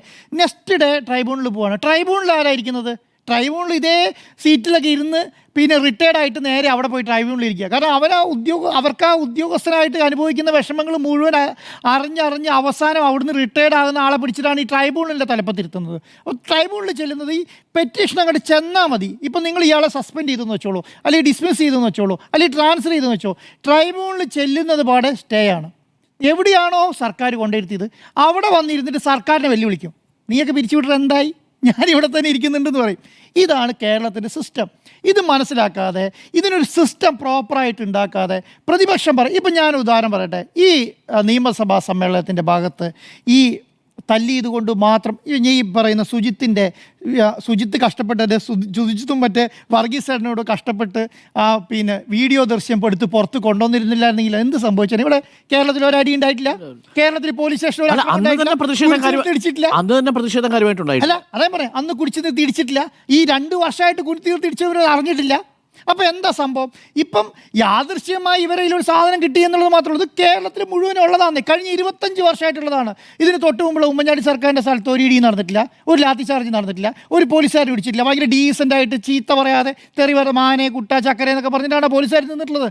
അങ്ങനെയൊന്നല്ലാന്നേ. എല്ലാ കാലത്തും പോലീസുകാർ ഇങ്ങനെ തന്നെയാണ്. കാരണം എന്തുകൊണ്ടാണ്? ഈ 3.5 കോടി ജനങ്ങളെ കൈകാര്യം ചെയ്യാൻ പോലീസിൻ്റെ ഏക മാർഗം എന്ന് പറയുന്നത് ഈ ഭീഷണിയും ഈ പറയുന്ന അറ്റ്ലീസ്റ്റ് ഗുണ്ടായിസം. ഞാൻ എപ്പോഴും പറയുന്ന ഒരു കാര്യമുണ്ട്. ഒരു പോലീസ് സ്റ്റേഷൻ്റെ ഒരു പ്രധാനപ്പെട്ട ആളെന്ന് പറയുന്നത് അവിടുത്തെ ഒരു മിനി ഗുണ്ടയായിട്ട് കണ്ടാൽ മതി. കാരണം അദ്ദേഹം ചെയ്യുന്ന പണി എന്ന് പറയുന്നത് നിങ്ങളെ കൊടുക്കുമെന്നും നിങ്ങളെ കേസിപ്പെടുത്തുമെന്നും നിന്റെ ലൈഫ് പൂട്ടിക്കളയെന്ന് പറഞ്ഞ ശൈലിയാണ്. ഞാൻ പറഞ്ഞോട്ടെ ഇതെന്താണ്? ഇതൊരു സിസ്റ്റത്തിൻ്റെ ഫെയിലിയറാണ്. ഈ സിസ്റ്റത്തിൻ്റെ ഫെയിലിയർ ആവാൻ വേണ്ടിയിട്ട് ഈ പ്രതിപക്ഷം എന്ത് നടപടി സ്വീകരിച്ചു? കാരണം ഇവരെല്ലാം അധികാരത്തിലിരുന്ന് 44 വർഷം അധികാരത്തിലിരുന്നവരാണല്ലോ പ്രതിപക്ഷ പാർട്ടികൾ. ഈ പോലീസ് ഇന്നലെ ഇപ്പം ഞാൻ ചോദിക്കട്ടെ, ഒരു 5 വർഷത്തേക്ക് റിക്രൂട്ട് ചെയ്യുന്ന ഒരു സേനയല്ലല്ലോ കേരള പോലീസ്, ആണോ? അല്ല. അദ്ദേഹം ഒരു 28-ാമത്തെ വയസ്സിലോ 26-ാമത്തെ വയസ്സിലോ ഒരു കോൺസ്റ്റബിളായി കയറുന്ന ആൾ പിന്നെ അത് ഏകദേശം ADGP വരെ ആയി പോയിട്ടാണ് ഈ താഴത്തേക്ക് ഇറങ്ങുന്നത്. അവർ 20-25 വർഷമായിട്ട് ഈ സേനയിലിരിക്കുന്നവർ ഞാൻ വിചാരിക്കുന്നില്ല ജിമ്മി സാറേ, ഒരു 5 വർഷം മുന്നേ ഉണ്ടായിരുന്ന പോലീസുകാരൻ ഭയങ്കര ഡീസൻ്റായി ഇപ്പം മാറും എന്നുള്ളത്. എന്താണോ അന്നേരത്തെ അദ്ദേഹത്തിൻ്റെ ശൈലി, നിങ്ങൾ ഇപ്പോൾ ഒരു DYSPൻ്റെ കാര്യം പറയുന്നത് മധുബാബു, അദ്ദേഹം നിങ്ങൾ അദ്ദേഹത്തിൻ്റെ ഹിസ്റ്ററി പോയി തപ്പിക്കോളൂ. കോൺഗ്രസിൻ്റെ കാലത്ത് ഇത് തന്നെയായിരിക്കും ശൈലി. അതിന് മുമ്പുണ്ടായ സർക്കാരിൻ്റെ കാലത്ത് ഇതിൻ്റെ ശൈലി. ഞാൻ അതിനകത്തൊരു മാറ്റം കണ്ടത് എവിടെയാണെന്നറിയോ? ഒരേ ഒരു മാറ്റം കണ്ടിട്ടുള്ളൂ. അതെന്താണ്? ജനമൈത്രി പോലീസാക്കാൻ വേണ്ടി കോടിയേരി ബാലകൃഷ്ണൻ ശ്രമം നടത്തി. എന്താണ് ജനമൈത്രി പോലീസിൻ്റെ ബെനിഫിറ്റ് എന്ന് പറയുന്നത്? ജനങ്ങളുമായിട്ട് അടുത്തിടപെടുക. പഞ്ചായത്തുകളിലും വാർഡുകളിലും എന്താണ് ഈ നഗരസഭ എന്താണ് പറയുക, അവിടെ ഈ ലോക്കൽ ബോഡികളിലെ ഒരാളെ പോലീസിൻ്റെ ഒരാളായി നിർത്തുക. അവർക്ക് എന്തെങ്കിലും പറയാനുണ്ടെങ്കിൽ സ്റ്റേഷനിൽ കൊണ്ടുവരിക, സംസാരിക്കുക, അവിടുത്തെ പ്രശ്നങ്ങൾ അങ്ങനെ അവതരിക്കുക. ജനങ്ങളുമായിട്ടൊരു ഇൻട്രോഡ് ഉണ്ടാക്കാൻ വേണ്ടി ഒരു ശ്രമം നടത്തി ജനമൈത്രി പോലീസ്. അതുകൊണ്ടാണല്ലോ ജനമൈത്രി പോലീസുള്ള കേരളത്തിൽ മുഴുവൻ വെച്ചത്. ജനങ്ങൾക്ക് സംസാരിക്കാം, നിങ്ങൾ ചീത്ത പറയില്ല. ഞാൻ കണ്ടതാണ്, ഈ അടുത്ത കാലത്തൊന്നും ഇല്ലാത്ത, അന്നത്തെ കാലത്ത് നിങ്ങൾ എന്ത് ചെയ്ത്, നിങ്ങൾ തെറി പറയരുതെന്നും ചീത്ത പറയരുതെന്നും നിങ്ങൾ സാറേ എന്ന് വിളിക്കണമെന്ന് നിർബന്ധമില്ല എന്നും ഒരു ഓർഡർ ഇറക്കിയതാണ് അന്ന് കാലത്ത്. അപ്പോൾ അങ്ങനെ ഇറക്കി ഒരു മാറ്റത്തിന് വേണ്ടി ശ്രമിച്ചു എന്നുള്ളതാണ്. അതിന് മുൻപുള്ള സർക്കാരും അതിന് ശേഷമുള്ള സർക്കാരും അതിന് ശേഷം വന്ന ഉമ്മൻചാണ്ടി സർക്കാരുണ്ടല്ലോ, ആ സാധനമൊക്കെ എടുത്ത് ചൂടൊക്കെ കളഞ്ഞു. അങ്ങനെ ഒരു ജനമൈത്രി ശേഷമൊന്നും അതിനുമില്ല. ഇപ്പോഴും ഉണ്ടെന്ന് ഞാൻ വിശ്വസിക്കുന്നില്ല. ഇപ്പോഴും ജനമൈത്രി പോലീസായിട്ടൊന്നും കേരളത്തിലെ പോലീസ് മാറുന്നില്ല. അവരെ കൊണ്ട് അങ്ങനെ മാറാൻ കഴിയുമെന്നും ഞാൻ വിശ്വസിക്കുന്നില്ല. പിന്നെ എന്താണ് നിങ്ങൾക്ക് എന്ത് വേണം? ഒരാൾക്കെതിരെ ഒരു പ്രോപ്പർ, ബാക്കി എല്ലാ സിസ്റ്റത്തിലും ഉണ്ടല്ലോ, ബാക്കി എല്ലാ സിസ്റ്റത്തിലും നിങ്ങൾക്ക് പ്രോപ്പർ ഒരു സംവിധാനം. ബാക്കി എല്ലാ സിസ്റ്റത്തിനും പ്രത്യേകത എന്താ? നിങ്ങൾക്കൊരു പഞ്ചായത്ത് പ്രസിഡന്റിനെ നിങ്ങളെ ഉപദ്രവിച്ചു, നിങ്ങൾക്കൊണ്ട് പോലീസിൽ കംപ്ലയിൻറ്റ് ചെയ്യുക. നിങ്ങളൊരു ജനപ്രതിനിധി ഉപയോഗിച്ചു, നിങ്ങൾക്കൊണ്ട് പോലീസ് കംപ്ലയിൻറ്റ് ചെയ്യാം. നിങ്ങളൊരു കൂട്ടുകാരനെ ഉപയോഗിച്ചു, നിങ്ങൾക്കൊണ്ട് പോലീസ് കംപ്ലയിൻറ്റ് ചെയ്യാം. പോലീസുകാരനെ ഉപദ്രവിച്ചാൽ എവിടെയാണ് കൊണ്ട് കംപ്ലയിൻറ്റ് ചെയ്തത്? പോലീസ് കംപ്ലയിൻറ്റ് അതോറിറ്റിയിലോ? പോലീസ് കംപ്ലയിൻറ്റ് അതോറിറ്റി എന്ന് പറഞ്ഞൊരു സാധനം തന്നെ ഉണ്ടെന്ന് വിശ്വസിക്കുന്ന ആളല്ല ഞാൻ. കാരണം അതൊരു പ്രോപ്പർ സംവിധാനമേ അല്ല, അത് അന്വേഷിക്കാനായിട്ട് പറ്റിയ ഒരാളല്ല. അദ്ദേഹം ഒരു റിട്ടയർഡ് ജഡ്ജിനെ അവിടെ കൊണ്ട് ഇരുത്തിയിരിക്കുന്നു മാത്രം. അതെന്തിനാണ്? ഒരു സംഭവം നടക്കുന്നുണ്ട് എന്ന് പറഞ്ഞു. അതിൻ്റെ ഒന്ന് മുഖ്യമന്ത്രി പറഞ്ഞു കംപ്ലയിൻറ്റിൻ്റെ എണ്ണം കുറഞ്ഞു എന്ന് പറഞ്ഞു. കംപ്ലയിൻ്റ് എണ്ണം കുറയാൻ കാരണം എന്താ അറിയോ? അതിൻ്റെ അകത്ത് പരാതി കൊടുത്തിട്ട് കാര്യമില്ല എന്ന് ജനങ്ങൾക്ക് മുഴുവൻ മനസ്സിലായി എന്നുള്ളത് കൊണ്ടാണ് ആരും അതിനകത്തുകൊണ്ട് കംപ്ലയിൻറ്റ് കൊടുക്കാതെ. അല്ല, ഞാൻ പറഞ്ഞു അന്വേഷണം, അതെ, ഒരു പരാതി കിട്ടിയാൽ അത് പോയി അന്വേഷിക്കാൻ പറ്റും ഉദ്യോഗസ്ഥൻ പോലും അതിനകത്തില്ല. പിന്നെ ആരാണ് അന്വേഷിക്കുന്നത്? പിന്നെ ഞാൻ നേരത്തെ പറഞ്ഞ പോലെ ഇപ്പോൾ SI പരാതി കൊടുത്താൽ SIക്കെതിരെ പരാതി നീ DYSP കൊടുക്കാൻ പറയും, അല്ലെങ്കിൽ SI CI DYSP SP പിന്നെന്താണ് DIG IG പിന്നെ ADGP DGP, ഇതാണല്ലോ ഈ സ്ട്രക്ചർ. നിങ്ങൾ ഇതിനും കംപ്ലൈൻറ്റ് കൊടുത്തത് മുഖ്യമന്ത്രിയുടെ അടുത്തേക്ക് എത്തുമ്പോണ്ടല്ലോ നിങ്ങൾ കൊടുക്കുന്ന വാർത്തകൾ വരുമായിരിക്കും. ചിലപ്പോൾ ഇപ്പോൾ നിങ്ങളൊരു SIക്കെതിരെ വാർത്ത കൊടുത്തു, ഒരു മാധ്യമ വാർത്ത, അത് മുഖ്യമന്ത്രിയുടെ ശ്രദ്ധയിൽപ്പെടും. അല്ലാതെ ഞാൻ വിചാരിക്കുന്നില്ല ഒരു SP ആർക്കാ റിപ്പോർട്ട് കൊടുക്കുക? അത് DIGക്ക് കൊടുക്കുമായിരിക്കും, അല്ലെങ്കിൽ IGക്ക് കൊടുക്കും, അല്ലെങ്കിൽ ADGPക്ക് കൊടുക്കും, അല്ലെങ്കിൽ ആ ലോ ആൻഡ് ഓർഡർ കൈകാര്യം ചെയ്യുന്ന ADGPൻ്റെ കയ്യിൽ കൂടെ അവിടെ നിൽക്കും. അത് ആ ഉദ്യോഗസ്ഥർ ഈ CAനെ സസ്പെൻഡ് ചെയ്യാൻ പോകുന്നു. കാരണം അദ്ദേഹവും ഈ ഒരു മൈൻഡ് സെറ്റുള്ള ആളാണ്. ഏത് പോലീസുകാരുടെ ഒരു മൈൻഡ് സെറ്റുള്ള ആളാണ് DIG. അദ്ദേഹം ഒരു നടപടി അതൊരു സിസ്റ്റത്തിൻ്റെയാണ്. കാരണം അതുകൊണ്ടാണ് ഇപ്പോൾ അടുത്ത് ഇറങ്ങിയ ഉത്തരവ് എന്തായിരുന്നു? ഈ പറയുന്ന വിഷ്വൽസ് ഒന്നും പുറത്ത് പോകാതെ സംരക്ഷിക്കണം എന്ന് പറഞ്ഞിട്ടല്ലേ, അല്ലാതെ പുറത്ത് കൊടുക്കാൻ പറഞ്ഞിട്ടല്ലല്ലോ. കാരണം അത് അവരുടെ മൈൻഡ് സെറ്റ് അങ്ങനെയാണ്. പക്ഷെ അതിന് വേണ്ടിയിട്ടാണ് രാഷ്ട്രീയ നേതാക്കന്മാർ ഇതിനെ നടപടി സ്വീകരിക്കേണ്ടതും നടപടി സ്വീകരിച്ചു എന്ന് വരുത്തേണ്ടതും. അപ്പോൾ അങ്ങനെയൊന്നും ഞാൻ വിചാരിക്കുന്നില്ല ഒരു സുപ്രഭാതി. അതുകൊണ്ടാണ് കേരളത്തിലുള്ള ഒരു രാഷ്ട്രീയ കക്ഷിയും വിചാരിച്ചത് ഒരു നല്ല പോലീസ് ആവുന്നത് എന്താണെന്ന് അറിയോ? അദ്ദേഹം മലയാളി ആയതുകൊണ്ട് വിശ്വസിക്കുന്ന ആളാണ് ഞാൻ. എന്നും ഈ പോലീസ് സ്റ്റേഷൻ നല്ലതായത് ഒരു മലയാളിക്കാരൻ പോലീസ് ആയതുകൊണ്ടാണ്. കാരണം നമ്മുടെ നാട്ടിൽ ഒരു കൾച്ചറുണ്ട്. നമ്മൾ അധികം ആൾക്കാരെ ഓട്ടിക്കിടന്ന് അടി ഉണ്ടാക്കാറില്ല, നമ്മൾ ആൾക്കാരെ ചീത്ത പറയാറില്ല. ആ ഒരു കൾച്ചറിൻ്റെ ഭാഗമായ ആൾക്കാരും പോലീസിൽ വന്നതുകൊണ്ട് ഡെവലപ്മെൻറ്റ് ഉണ്ടായതാണ്. ഇതുപോലെ മറ്റുള്ള സ്റ്റേറ്റിൽ അത് ഉണ്ടാവില്ല എന്നുള്ളത് വിശ്വസിക്കുന്ന ആളാണ് ഞാൻ. അതുകൊണ്ട് 50,000 ആളെ വെച്ചിട്ട് നിങ്ങൾ ഈ 3.5 കോടി ജനങ്ങളെ സംരക്ഷിക്കാൻ നോക്കുമ്പോൾ പിന്നെ എന്താണ്? ക്രിമിനലുകളായ പോലീസുകളെ തിരിച്ചറിഞ്ഞാൽ പറഞ്ഞു വിട്ടേക്കുക. അത് സർക്കാർ പ്രതിപക്ഷം പറഞ്ഞത് ശരിയാണ്. നിങ്ങളൊരു പോലീസ് ഉദ്യോഗസ്ഥൻ റെഗുലറായിട്ട് ക്രിമിനൽ കുറ്റം ചെയ്യുന്നത് കണ്ടോ? അത് കണ്ടാൽ അതിനെതിരെ നടപടി സ്വീകരിച്ചാൽ അങ്ങനെ ഒരു ട്രെൻഡ് സൃഷ്ടിക്കും മാർക്കറ്റിൽ. ഇങ്ങനെ ഇയാൾക്കെതിരെ നടപടി CM പറഞ്ഞ പണി കിട്ടിയിട്ടോ, അതല്ലെങ്കിൽ CMൻ്റെ പൊളിറ്റിക്കൽ സെക്രട്ടറി അറിഞ്ഞാൽ ഞങ്ങൾക്ക് പണി കിട്ടിയിട്ടോ എന്ന് ചിന്തിക്കാനുള്ള ഒരു മൈൻഡ് സെറ്റിൽ ഉണ്ടെങ്കിൽ എന്ത് അറിയോ, ഇത് കുറച്ചും കൂടെ കുറയും. ഇപ്പം എന്ത് സംഭവിച്ചാൽ അറിയോ? CM പറഞ്ഞാലും പ്രശ്നമില്ല, പിന്നെ അതിന് തൊട്ട് താഴെയുള്ള ആളാനും പറഞ്ഞില്ല, DGP അറിഞ്ഞാലും പ്രശ്നമില്ല എന്ന് ചിന്തിക്കുന്ന ആളാണ്. DGPക്കൊക്കെ ഞാൻ വിചാരിക്കുന്നത് ഏറ്റവും പവർ പോസ്റ്റാണ് അല്ലേ, ഒരു മുഖ്യമന്ത്രിൻ്റെ അടുത്തുള്ള പവർ പോസ്റ്റാണ്. കാരണം ആ ഒരു ഇപ്പോൾ കേരളത്തിലെ എല്ലാ സേനകളും നോക്കിയിട്ട് ഏറ്റവും തലപ്പത്തിൽ അദ്ദേഹത്തിന് നിലപാട് സ്വീകരിക്കാൻ പറ്റും. ഞാൻ അറിഞ്ഞാൽ പിന്നെ നീ ഉണ്ടാവില്ല എന്നൊരു സാധനം പറഞ്ഞാൽ അതെങ്കിലും കുറയും. അല്ലാതെ വെറുതെ അവിടെ കിടന്നിട്ട് നിരാഹാരമല്ല, സത്യാഗ്രഹം ഇരുന്നുകൊണ്ടൊന്നും വലിയ കാര്യം ഉണ്ടാവില്ല. ഈ സമ്മേളനം കഴിഞ്ഞിട്ട് അവിടെ തന്നെ ഇരിക്കേണ്ടി വരും. അല്ലാതെ എത്ര പോലീസുകാർക്ക് എടുക്കും? ഇപ്പം ഞാനൊരു കാര്യം കൂടി, ഈ സുജിത്തിനെ തല്ലിയവരെ മാത്രം നടപടി സ്വീകരിച്ചാൽ കേരളത്തിൽ പ്രശ്നം തീർന്ന പോലീസിൻ്റെ? അതാണ് എൻ്റെ ചോദ്യം. അവർക്ക് മുഖം രക്ഷിക്കാൻ ആരെ മുഖം രക്ഷിക്കാൻ? പ്രതിപക്ഷം അല്ല. അപ്പം ഞാൻ പറയുന്നത് സുജിത്തിനെതിരെ നടപടി സ്വീകരിച്ചാൽ കേരളത്തിലെ പോലീസിൻ്റെ പ്രശ്നം തീരുമെങ്കിൽ ഞാൻ പറയാം. പക്ഷെ ഒരു ജനപ്രതിനിധിയെങ്കിലും ഒരെണ്ണമെങ്കിലും കേരളത്തിലെ പോലീസിനെ നന്നാക്കാൻ വേണ്ടി സത്യാഗ്രഹം ഇരുന്നാൽ അതിന് പറയാം ഇത് ഇങ്ങനെ ഒരു മാറ്റം ഈ സംസ്ഥാനത്ത് കൊണ്ടുവരണം എന്ന് പറഞ്ഞാൽ ഒരു മാറ്റമാണെന്ന് പറയാം. അല്ലാതെ നമ്മൾ ഈ കണ്ണിപ്പൊടിയിട്ട് അല്ലെങ്കിൽ ഇപ്പോൾ രാഹുൽ മാങ്കൂട്ടത്തിൻ്റെ പ്രശ്നമൊന്നും ഇല്ലെങ്കിൽ ഞാൻ വിചാരിക്കുന്നില്ല ഇപ്പോൾ അവിടെ പോയിരുന്നൊരു സത്യാഗ്രഹം ഇരുന്ന് ഈ കഷ്ടപ്പെടുന്നതെന്ന് ഞാൻ വിചാരിക്കുന്നില്ല. മുഖ്യമന്ത്രിയുടെ സഭയിലെ മറുപടി തൃപ്തികരമോ എന്നാണ് ചോദ്യം. സുജയ, ഈ EMS സർക്കാർ മുതൽ 2016 വരെ ഉള്ള വർഷങ്ങളിൽ ആകെ കേരളത്തിൽ 30 അടിയന്തര പ്രമേയങ്ങളെ ചർച്ച ചെയ്തിട്ടുള്ളൂ. ഇപ്പോൾ 9 വർഷം കൊണ്ട് പിണറായി സർക്കാരിൻ്റെ കാലത്ത് ചർച്ച ചെയ്തിരിക്കുന്ന നമ്പർ റെക്കോർഡഡാണ്. 16 എണ്ണമാണ്. ഇന്ന് 16ാമത്തെ അടിയന്തര പ്രമേയത്തിലാണ് അനുമതി കൊടുത്തിരിക്കുന്നത്. അതിലും റെക്കോർഡ് ഇട്ടിരിക്കുന്നു. മറുപടി തൃപ്തികരമാണോ? മറുപടി തൃപ്തികരമാണ്. കാരണം ഡോക്ടർ അരുൺ ഇപ്പോൾ പറഞ്ഞ ചോദ്യത്തിൽ നിന്ന് തന്നെ ഒരു ഉത്തരം പറഞ്ഞു തുടങ്ങാമെന്ന് ഞാൻ കരുതുന്നു. ഇന്ന് പ്രതിപക്ഷത്തിന്റെ 16 അടിയന്തരമാണ് അവിടെ നടന്നത്. നല്ല രീതിയിൽ അതിൽ പങ്കെടുത്ത് പ്രതിപക്ഷം തൃപ്തിയായി മടങ്ങിപ്പോകുന്നതാണ് നമ്മൾ കണ്ടത്. കാരണം 2:40 ആകുമ്പോഴേക്കും സമയം കൂട്ടിക്കൊടുത്തു കേട്ടോ. 2 മണി വരെയാണ് നിശ്ചയിച്ചിരുന്നത്. 12 മണി മുതൽ 2 മണി വരെ സമയം കൂടുതൽ വേണം, എടുത്തോളൂ എന്ന് പറയുന്നു, എടുക്കുന്നു. 2:40 ആകുമ്പോഴേക്കും എല്ലാം പാക്ക് ചെയ്ത് പുറത്തേക്ക് ഇറങ്ങേണ്ട അവസ്ഥയിലേക്ക് പ്രതിപക്ഷം എത്തുന്നു. അതാണ് ഇന്ന് നമ്മൾ സഭയിൽ കണ്ടത്. നിങ്ങളൊരു ചോദ്യം ചോദിക്കുമ്പോൾ ആ ചോദ്യം ചോദിക്കുന്നത് ആരോടാണ് എന്ന് നിങ്ങൾ ഓർക്കണം എന്നുള്ളത് മുഖ്യമന്ത്രി പിണറായി വിജയൻ ഇന്ന് പറയാതെ പറയുകയായിരുന്നു. കാരണം ഫുള്ളി പ്രിപ്പയർഡായിട്ട് വന്ന് നിൽക്കുന്ന ഒരു ഭരണപക്ഷ നിരയാണ് നമ്മൾ കണ്ടത്. അതിലിപ്പോൾ കടകംപള്ളി ആകട്ടെ സംസാരിച്ച ആരും മോശമാക്കിയില്ല, എല്ലാവരും കൃത്യമായ മറുപടി കൊടുത്തു. അതിനു മുൻപ് തന്നെ ചോദ്യോത്തര വേളയിൽ തന്നെ അവർ അതിൻ്റെ ഒരു കർട്ടൺ റൈസർ മന്ത്രി വീണ ജോർജ് തുടങ്ങി വെച്ചപ്പോൾ തന്നെ ഏറെക്കുറെ ഇത് പ്രതീക്ഷിച്ചതായിരുന്നു. കാരണം ഫുള്ളി എക്യുപ്ഡ് ആയിട്ടാണ് ഭരണപക്ഷ ബെഞ്ച് ഇരിക്കുന്നത് എന്നുള്ളത് വ്യക്തമായിരുന്നു. സ്പീക്കർ എൻ ഷംസീറൊക്കെ ചിരിയൊക്കെ മറച്ച് ഇങ്ങനെയൊക്കെ ഇരിക്കുന്ന ദൃശ്യങ്ങളൊക്കെ നമ്മൾ ഇടയ്ക്കിടയ്ക്ക് ഇൻസെറ്റ് ബോക്സിൽ കാണുന്നുണ്ടായിരുന്നു. പ്രതിപക്ഷത്ത് ആരും മോശമാക്കിയില്ല. ഞാൻ പറഞ്ഞുതരാം.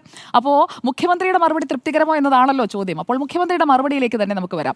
ഞാനിത് പ്രതീക്ഷിച്ച മറുപടിയാണ്. കാരണം മുഖ്യമന്ത്രി ഒരു രക്ഷാപ്രവർത്തനത്തിന് തയ്യാറെടുത്ത് നിൽക്കുന്ന പോലെ തന്നെയാണ് അദ്ദേഹത്തിൻ്റെ രേഖാമൂലമുള്ള മറുപടി. അതായത് അടിയന്തര പ്രമേയ ചർച്ചയിലേക്ക് പോകുന്നതിന് മുൻപുള്ള രേഖാമൂലമുള്ള മറുപടി. ആ മറുപടിയിൽ നിന്ന് തന്നെ കസ്റ്റഡി മർദ്ദനത്തെ ആര് ന്യായീകരിക്കുന്നു, കസ്റ്റഡി മർദ്ദനത്തെ ആര് എൻഡോഴ്സ് ചെയ്യുന്നു എന്ന രീതിയിൽ തന്നെയാണ് അദ്ദേഹം മറുപടി പറഞ്ഞു തുടങ്ങിയത്. അപ്പോൾ മുഖ്യമന്ത്രി വെൽ പ്രിപ്പയർഡ് ആയിരുന്നു, എക്യുപ്ഡ് ആയിരുന്നു എന്നുള്ളത് ക്ലിയർ ആണ് അവിടെ നിന്ന് തന്നെ. പിന്നെ സർക്കാരിന്റെ ന്യായീകരണം നിലനിൽക്കുമോ, സർക്കാർ ഈ പറഞ്ഞ മറുപടി മതിയോ, അല്ലെങ്കിൽ സർക്കാർ ഇങ്ങനെയാണോ ഈ വിഷയത്തെ ഡീൽ ചെയ്യേണ്ടത് എന്നുള്ളത് മറ്റൊരു വിഷയമാണ്. പക്ഷേ ഇന്ന് മുഖ്യമന്ത്രി കൊടുത്ത മറുപടി തിരിച്ചൊന്നും പറയാൻ കഴിയാത്ത തരത്തിൽ മറുഭാഗത്തിന് നിരായുധീകരിച്ച് നിൽക്കുന്ന ഒരു സാഹചര്യം അവിടെ ഉണ്ടാക്കിയിട്ടുണ്ട് എന്നത് വ്യക്തമാണ്. ഇവിടെ പ്രതിപക്ഷത്തിന്റെ കാര്യം ഞാൻ നേരത്തെ 16 അടിയന്തരം എന്ന് തമാശ രൂപേണ പറഞ്ഞെങ്കിലും പ്രതിപക്ഷം ഇന്ന് പുറത്തേക്ക് ഇറങ്ങിയിട്ട് സത്യഗ്രഹത്തിനായി ആഹ്വാനം ചെയ്യുകയാണ്. 2 MLA മാർ. ആ MLA മാർ അത് അറിഞ്ഞു ഞെട്ടിയതാണോ എന്ന് എനിക്കറിയില്ല. കാരണം AK അഷ്റഫിനെയൊക്കെ നമ്മൾ വിളിക്കുമ്പോൾ ഞങ്ങൾ ഇതാ ഇപ്പോഴേ ഇരിക്കുകയാണ്, ഇന്ന് മുതലേ ഞങ്ങൾ തുടങ്ങുകയാണ് എന്ന് പറഞ്ഞുകൊണ്ട് അവർ സത്യഗ്രഹത്തിനിരിക്കുകയാണ്. അപ്പോൾ 2 MLA മാർ സനീഷ് കുമാർ ജോസഫും അതുപോലെ തന്നെ AK അഷ്റഫും ഈ സത്യഗ്രഹത്തിനായി പോകുന്നു, സത്യഗ്രഹം ഇരിക്കുന്നു. പക്ഷേ ഈ സത്യഗ്രഹം ഹൈലൈറ്റ് ചെയ്യപ്പെടുന്നില്ല എന്നുള്ളത് നേരത്തെ ഡോക്ടർ അരുൺ സൂചിപ്പിച്ചല്ലോ. അതിൽ നിന്ന് എനിക്ക് മറ്റൊരു വേർഷൻ ഉണ്ട് അതിൽ. കാരണം മുഖ്യമന്ത്രി പറഞ്ഞു വന്നപ്പോൾ പോലീസ് എന്ന് പറയുന്നത് വലിയ ഒരു സേനയാണ്, അതിൽ കുറച്ച് പേർ തെറ്റ് ചെയ്യും. ആ തെറ്റ് കണ്ടെത്തേണ്ടത് ആ സേനയുടെ തലപ്പത്തുള്ള ആഭ്യന്തരമന്ത്രി കൂടിയായ മുഖ്യമന്ത്രിയല്ലേ. മുഖ്യമന്ത്രിയിലേക്ക് അല്ലെങ്കിൽ മുഖ്യമന്ത്രിയുടെ തൊട്ട് താഴെയുള്ള DGP മുതൽ താഴേക്കുള്ള ആ ഒരു സിസ്റ്റം എന്ന് പറയുന്നത് പ്രവർത്തിക്കുന്നത് എങ്ങനെയാണോ, ലെയർ ബൈ ലെയർ ആയിട്ടാണ്. ആ ലെയറുകളിലൂടെയൊന്നും ഈ കാര്യങ്ങളൊന്നും അവിടേക്ക് എത്തുന്നില്ലേ? മുഖ്യമന്ത്രി ഇതൊന്നും അറിയുന്നില്ലേ എന്നുള്ളൊരു ചോദ്യമുണ്ട്. കാരണം മുഖ്യമന്ത്രി എപ്പോഴും ഇറങ്ങി രക്ഷാപ്രവർത്തനം നടത്തണം. അത് പൂച്ചട്ടി വെച്ച് തലക്കടിച്ചതിനായാലും ഈ കേസിലായാലും എല്ലാത്തിലും മുഖ്യമന്ത്രി ഇറങ്ങി രക്ഷാപ്രവർത്തനം നടത്തണം. അത് നന്നായി സ്റ്റേജ് മാനേജ് ചെയ്യുന്നുണ്ട് മുഖ്യമന്ത്രി എന്നുള്ളതിൽ അദ്ദേഹത്തെ അപ്രീഷിയേറ്റ് ചെയ്യേണ്ടതാണ്. അദ്ദേഹം കൃത്യമായി അത് മാനേജ് ചെയ്ത് വിടുന്നുണ്ട്. പക്ഷേ നടക്കുന്ന കാര്യങ്ങൾ, താഴെത്തട്ടിലേക്കുള്ള പല കാര്യങ്ങളും മുഖ്യമന്ത്രി അറിയുന്നില്ല. ഇപ്പോൾ വിവരാവകാശം കൊടുത്തിട്ട് വേണോ പീച്ചിയിലെ ഈ സംഭവത്തെക്കുറിച്ച് മുഖ്യമന്ത്രിയിലേക്ക് വിവരങ്ങൾ എത്താൻ? 1.5 കൊല്ലത്തിന് ശേഷമാണ് 2023 നടന്ന സംഭവത്തിൽ ദൃശ്യങ്ങൾ ആ പരാതിക്കാരൻ പിന്നാലെ നടന്ന് സംഘടിപ്പിക്കുന്നതാണ്. അങ്ങനെയാണല്ലോ അത് പുറത്തു വരുന്നത്. അതിലേക്ക് തന്നെ നമ്മൾ വന്നു കഴിഞ്ഞാൽ ഈ CCTVയിൽ പതിഞ്ഞ ദൃശ്യങ്ങൾ ആദ്യമായി ഇരകൾക്ക് ലഭിക്കുന്നത് ഈ പീച്ചിയിലെ ഔസേപ്പിന്റെ പരാതിയിലാണ്. അങ്ങനെയാണ് അവിടെ എന്താണ് ആ സ്റ്റേഷനിലുള്ളിൽ നടന്നത് എന്നുള്ളത് പുറം ലോകം അറിയുന്നത്. ഇക്കഴിഞ്ഞ ഓഗസ്റ്റ് 15 ആകുമ്പോൾ മാത്രമാണ് ആ ദൃശ്യങ്ങൾ വിട്ടുകിട്ടുന്നത്. ഇവിടെ നോക്കൂ, 2022 39 കോടി രൂപ മുടക്കിക്കൊണ്ട് സംസ്ഥാനത്തെ 520 പോലീസ് സ്റ്റേഷനുകളിൽ CCTV സ്ഥാപിച്ചത്. ആ CCTVയിൽ നിന്നുള്ള ദൃശ്യം പൊതുജനങ്ങൾക്ക് അവൈലബിൾ ആക്കണമെന്നുള്ള സുപ്രീം കോടതി വിധി അതിനും 2 വർഷം മുൻപ് തന്നെയുണ്ട്. പോലീസ് സ്റ്റേഷനുകളിലെ CCTV ദൃശ്യങ്ങൾ ആവശ്യപ്പെടുന്ന മുറയ്ക്ക് പരാതിക്കാർക്ക് ലഭ്യമാക്കണമെന്നുള്ള 2020 സുപ്രീം കോടതി വിധി നിലനിൽക്കുമ്പോഴും ആ ദൃശ്യങ്ങൾ ആവശ്യാനുസരണം ലഭ്യമാക്കാതെ നടത്തിയ ഒരു ഒളിച്ചുകളിയുണ്ട്. അതുകൂടി നമ്മൾ പറഞ്ഞു പോകണം. അതേക്കുറിച്ച് ഇന്ന് അതാണ് ഞാൻ പറഞ്ഞ പ്രതിപക്ഷം എക്യുപ്ഡ് ആയിരുന്നില്ല. കൃത്യമായി കൗണ്ടർ ചെയ്യണമായിരുന്നു, കൃത്യമായി ഈ കാര്യങ്ങളിലൂടെ കടന്നു പോകണമായിരുന്നു. ഈ CCTV ദൃശ്യങ്ങളുടെ കാര്യത്തിലാണല്ലോ ഏറ്റവും വലിയ മാൽ പ്രാക്ടീസ് അവിടെ നടന്നത്, അല്ലെങ്കിൽ ഒളിച്ചുകളി അവിടെ നടന്നത്. ഈ പോലീസുകാർ കാണിക്കുന്ന ഈ കാര്യങ്ങൾ, അതിന് മുഖ്യമന്ത്രി ഡയറക്റ്റ് ഉത്തരവാദി അല്ല എങ്കിൽ പോലും അദ്ദേഹത്തിന് കീഴിലുള്ള സേനയാണ്. അവിടെ ഏറ്റവും വലിയ ഒളിച്ചുകളി നടന്നത് ഇതാണ്. സംസ്ഥാന പോലീസ് മേധാവിക്ക് വേണ്ടി ADGP S ശ്രീജിത്ത് കൊടുത്ത ഒരു ജാഗ്രതാ നിർദ്ദേശമുണ്ട്. അതിൽ അദ്ദേഹം പറഞ്ഞത് എന്താണെന്നറിയോ? ഇത്തരം ദൃശ്യങ്ങൾ ഉപയോഗിച്ച് സാമൂഹിക മാധ്യമങ്ങളിൽ ഉൾപ്പെടെ പോലീസിന്റെ പ്രതിച്ഛായ മോശമാക്കാനായുള്ള നടപടികൾ ഉണ്ടാകും എന്ന് പറഞ്ഞുകൊണ്ടാണ് ദൃശ്യങ്ങൾ വിട്ടുകൊടുക്കാതിരുന്നത്. മാത്രമല്ല ഈ 2000 അതുകൊണ്ട് അങ്ങനത്തെ സംഭവങ്ങൾ നമ്മൾ ചെയ്യരുത് അല്ല. അതിനുശേഷം ബാക്കി കേൾക്കൂ. ഈ അന്വേഷണം 2 മാസത്തിനുള്ളിൽ അന്വേഷണം പൂർത്തിയാക്കാനായിട്ട് പീച്ചി സംഭവത്തിൽ ആവശ്യപ്പെട്ടിരുന്നു. അപ്പോൾ 2 മാസത്തിനകം ഈ അന്വേഷണം പൂർത്തിയാക്കണമെന്ന് പറഞ്ഞിട്ട് 9 മാസമായിട്ടും അന്വേഷണം വന്ന് പൂർത്തിയാകുന്നില്ല. ഈ 2023 മെയ് 24 നടന്ന സംഭവത്തിൽ ഈ വണ്ടാഴി സ്വദേശി ദിനേശ് ഒപ്പം സഹോദരന്റെ മകൻ ജിനീഷ് ഈ 2 പേരാണ് ആ ഹോട്ടലിൽ ചെന്നത്. അപ്പോൾ ബിരിയാണി കേസാണ്. അവിടെ നടന്ന ബിരിയാണി കേസിന്റെ കൃത്യമായിട്ടുള്ള ഒരു വസ്തുത അന്വേഷണത്തിൽ പുറത്തു വരട്ടെ. കാരണം ബിരിയാണി എടുത്ത് ഇയാളുടെ ദേഹത്ത് ഇട്ടു എന്നൊക്കെ പറഞ്ഞാണല്ലോ പോലീസ് സ്റ്റേഷനിലേക്ക് ചെല്ലുന്നത്. പക്ഷേ അവിടെ ഒരു 5 ലക്ഷം രൂപയുടെ ട്രാൻസാക്ഷൻ നടന്നിട്ടുണ്ടെന്നേ. അതിന്മേൽ എന്ത് അന്വേഷണമാണ് നടന്നത്? ആ പരാതി ഇപ്പോഴും അവിടെ പെൻഡിംഗ് ആയി കിടക്കുകയാണ്. 2023 നടന്ന കേസിൽ SI PM രതീഷ് സ്റ്റേഷനിലെത്തിയപ്പോൾ മർദ്ദിക്കുന്നതിന്റെ ഈ മാനേജറെ, ഒരു നീല ഷർട്ടിട്ട ദൃശ്യങ്ങളിൽ നമ്മൾ കാണുന്ന മാനേജറെയും അതുപോലെ തന്നെ ഡ്രൈവറെയുമാണ്, 2 പേരെയും മർദ്ദിക്കുന്നുണ്ട്. ഈ ഔസേപ്പിന്റെ മകനെ ലോക്കപ്പിലിടുന്നുമുണ്ട്. അപ്പോൾ അതിന് ഈ ഒരു പോലീസ് സ്റ്റേഷന് പുറത്തുള്ള സെറ്റിൽമെന്റിൽ 3+2 അങ്ങനെ ഒരു ഡിവിഷൻ പറഞ്ഞു എന്നാണ് പറയുന്നത്. അങ്ങനെയാണെങ്കിൽ അതും കുറ്റകൃത്യമല്ലേ? കൃത്യമായി 3 ലക്ഷം പോലീസുകാരനും 2 ലക്ഷം എനിക്കും എന്ന് പറയുകയാണ് ഈ രതീഷ്. അങ്ങനെ ദിനേഷ്, ഈ വണ്ടാഴി സ്വദേശി ദിനേഷ്. അപ്പോൾ അങ്ങനെയൊക്കെയുള്ള കൈമാറ്റങ്ങൾ അവിടെ നടന്നിട്ടുണ്ടോ? ആ കാര്യങ്ങളിലുമൊക്കെ ഒരു വ്യക്തത വരണം. അതൊന്നും ആരും ചോദിച്ചുമില്ല, ആരും പറഞ്ഞില്ല. നിയമസഭയിൽ അതേക്കുറിച്ച് ഏതെങ്കിലും തരത്തിലുള്ള മെൻഷൻ ഉണ്ടായതായിട്ട് ഞാൻ കണ്ടില്ല. നിങ്ങൾ ആരെങ്കിലും കണ്ടെങ്കിൽ പറയാം. അപ്പോൾ ഈ വിഷയവും പ്രതിപക്ഷം ഉന്നയിച്ചില്ല. പ്രതിപക്ഷത്തിന്റെ പാളിച്ചയായിട്ട് തന്നെയാണ് ഞാനിത് ചൂണ്ടിക്കാട്ടുന്നത്. കാരണം ഇത് പബ്ലിക് ഡൊമൈനിൽ അവൈലബിൾ ആയിട്ടുള്ള ഡാറ്റയാണ്. നമ്മളടക്കമുള്ള എല്ലാ മാധ്യമ പ്രവർത്തകരുടെയും ഒക്കെ ഉണ്ട്, പത്രങ്ങളിലടക്കം പ്രസിദ്ധീകരിച്ച കേസാണ്. ചോദ്യം, ഈ ദൃശ്യങ്ങൾ കണ്ടിട്ടും ഉന്നത ഉദ്യോഗസ്ഥർ എൻക്വയറിയുടെ ഭാഗമായി കണ്ടിട്ടും എന്തുകൊണ്ട് നടപടിയെടുത്തില്ല എന്നാണ് ചോദ്യം. അതിനകത്ത് എന്തുണ്ട്? അതിന് ഫർദർ അത് എലാബറേറ്റ് ചെയ്ത് പറയണമെന്നേ VD സതീശന്റെ അതിന് മറുപടി കിട്ടിയില്ലല്ലോ. മുഖ്യമന്ത്രി പറഞ്ഞില്ല, മറുപടി കിട്ടിയില്ല. അതിലെന്താണ് ചോദിക്കേണ്ടത്? 2020 സുപ്രീം കോടതി മറുപടി തൃപ്തികരമോ നമ്മുടെ ചോദ്യം മറുപടി പറഞ്ഞാൽ മതി. അതാ ഞാൻ പറഞ്ഞു വന്നത്. അത് തന്നെയാണ്. 2020 സുപ്രീം കോടതി വിധിയുണ്ട്. 2022 എല്ലാ സ്റ്റേഷനുകളിലും കൊണ്ടുപോയി CCTV വെച്ചിട്ടുണ്ട്. അപ്പോൾ ഈ പോലീസ് സ്റ്റേഷനുകളിൽ ഈ CCTV നിങ്ങൾ വെച്ചിരിക്കുന്നത് എന്തിനാണ് എന്ന ചോദ്യം ഡയറക്ട്ലി ചോദിക്കാമല്ലോ, പ്രതിപക്ഷ നേതാവിന് ചോദിക്കാമല്ലോ, മുഖ്യമന്ത്രിയോട്. ഞാൻ താങ്കളുടെ ന്യായീകരണം ഞാൻ വരാൻ സാധ്യതയുള്ളത് എനിക്കറിയാം. അതൊരു ടെലിവിഷൻ ഡിബേറ്റ് അല്ല, അല്ലാതെ നിയമസഭയാണ്. നിയമസഭയിൽ ചോദിക്കുമ്പോൾ അത് ക്ലാരിറ്റിയോട് കൂടി തന്നെ ചോദിക്കണമെന്നേ. പ്രതിപക്ഷ നിരയിൽ ഞാൻ പറയട്ടെ അല്ല, ഈ നോട്ടീസ് മുന്നോട്ട് വെച്ച ആൾക്ക് റോജിക്ക് ഈ കാര്യം പറഞ്ഞുകൊണ്ട് തന്നെ കോട്ട് ചെയ്യാമല്ലോ. ഞാൻ മനസ്സിലാക്കുന്നത് ഈ കേസുകളിലെല്ലാം, അതായത് ഇപ്പോൾ സുജിത്തിൽ വന്നു നിൽക്കുന്നു, ഇവർ സുജിത്തിൽ മാത്രം ഫോക്കസ്ഡ് ആയിരുന്നു. ഇവർ ഫോക്കസ്ഡ് ആണെന്ന് മാത്രമല്ല, പറഞ്ഞു പരത്തിയിട്ട് ഏറ്റവും ഒടുവിൽ പ്രതിപക്ഷ നേതാവിന് ഒറ്റ ആവശ്യമുള്ളൂ, കുന്നംകുളത്തെ പോലീസിനെ. അതാണ് അതായത് ഞങ്ങളുടെ ആളെ തല്ലിയത് അല്ല, ഔസേപ്പിന് വേണ്ടി നമ്മൾ സംസാരിച്ചിട്ടില്ല ജിമ്മി സാറേ. ഞാനൊന്ന് പൂർത്തിയാക്കിക്കോട്ടെ. ഇവിടെ ഔസേപ്പ് ഒരു സാധാരണക്കാരനാണ്. അതുപോലെ തന്നെ ജോയൽ എന്ന് പറയുന്ന ഡിവൈഎഫ്ഐക്കാരന്റെ കാര്യമുണ്ട്. അതടക്കം പറഞ്ഞുകൊണ്ട് കൃത്യമായിട്ട് മുന്നോട്ട് പോകാമല്ലോ. നമ്മളൊരു വിഷയം എടുക്കുമ്പോഴുണ്ടല്ലോ, ആ വിഷയത്തോട് കുറച്ചെങ്കിലും നീതി പുലർത്തണം. നമ്മൾ ഈ എടുത്ത വിഷയത്തെക്കുറിച്ചല്ല, ഞാൻ പ്രതിപക്ഷം എടുത്ത അടിയന്തര പ്രമേയ വിഷയത്തെക്കുറിച്ചാണ് പറഞ്ഞു. ആന്റോ സാറിനെ നോക്കണ്ട. അപ്പോൾ ആ അടിയന്തര പ്രമേയവുമായിട്ട് പോകുമ്പോൾ കൃത്യമായി കാര്യങ്ങൾ പഠിച്ചുകൊണ്ട് അതിൽ എന്താണ് എടുത്ത് കാണിക്കാൻ കഴിയുന്നത്, അതിന്റെ ക്രക്സ് എന്താണെന്ന് മനസ്സിലാക്കണം. അല്ലാതെ ഞങ്ങളുടെ ഒരുത്തനെ അവിടെ അടിച്ചു, അവരെ സർവീസിൽ നിന്ന് പിരിച്ചുവിടണം. പിരിച്ചുവിട്ട് കഴിഞ്ഞാൽ ആ 4 പോലീസുകാർക്കെതിരെ നടപടി എടുത്തു കഴിഞ്ഞാൽ ഞങ്ങൾക്ക് തൃപ്തിയായി. അങ്ങനെയല്ല, സംസ്ഥാനത്തെ മുഴുവൻ വിഷയങ്ങളും ഏറ്റെടുക്കാനായിട്ട് കഴിയണമെന്ന ഒരു പ്രതിപക്ഷത്തിന്റെ ഉത്തരവാദിത്വം അതാണെന്നാണ് ഞാൻ മനസ്സിലാക്കുന്നത്. കാരണം ഈ ഔസേപ്പിന്റെ കേസിൽ മാവോയിസ്റ്റ് ഭീഷണി വരെ പറഞ്ഞാണ് ആ ദൃശ്യങ്ങൾ വിട്ടുകൊടുക്കാതിരുന്നത്. എന്തെല്ലാം കാര്യങ്ങളിലൂടെ അയാൾ കടന്നുപോയി. അയാൾ അതെല്ലാം വന്ന് പബ്ലിക് ഡൊമൈനിൽ പറഞ്ഞ ഡാറ്റ അടക്കം അവൈലബിൾ ആണ്. എന്നിട്ട് പ്രതിപക്ഷ നിരയിലെ ഒരാൾക്ക് പോലും അതൊന്നും കൃത്യമായിട്ട് നിയമസഭയിൽ മുന്നോട്ട് വയ്ക്കാൻ കഴിഞ്ഞിട്ടില്ല എന്നതാണ് ഈ കാര്യത്തിലെ എന്റെ ബോധ്യം. ഇനി മുഖ്യമന്ത്രി പറഞ്ഞ കണക്കിലേക്ക് വരാം. 2016 മുതൽ 2024 വരെ 108 പോലീസുകാരെ പിരിച്ചുവിട്ടു. 2024 ഒക്ടോബർ മുതൽ 2025 സെപ്റ്റംബർ വരെ 36 പോലീസുകാരെ പിരിച്ചുവിട്ടു. ഈ കണക്ക് ചോദിക്കുമ്പോൾ ഞാൻ ഡോക്ടർ അരുൺ പറഞ്ഞതുകൊണ്ട് അതിന്റെ എലാബറേഷനിലേക്ക് പോകുന്നില്ല. ഇതിനൊരു മറു കണക്കില്ല എന്നുള്ളത് വ്യക്തമായിരുന്നു. അവിടെയും പ്രതിപക്ഷം പരാജയപ്പെടുന്നതാണ്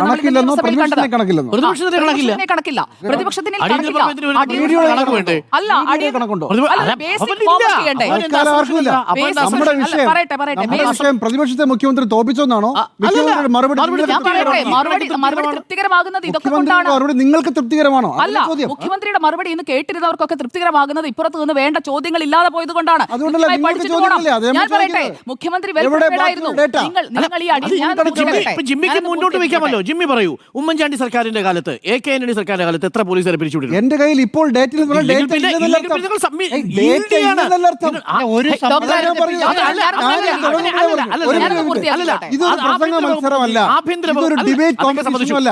ഇന്ന് രാവിലെ നിങ്ങൾ അടിയന്തര പ്രമേയത്തിന് ചർച്ചയ്ക്ക് കൊടുക്കണം തീരുമാനിക്കുന്നത് ഇന്ന് രാവിലെ 10 മണിക്കൊന്നും അല്ലല്ലോ, ഇന്ന് രാത്രിയിലാണല്ലോ.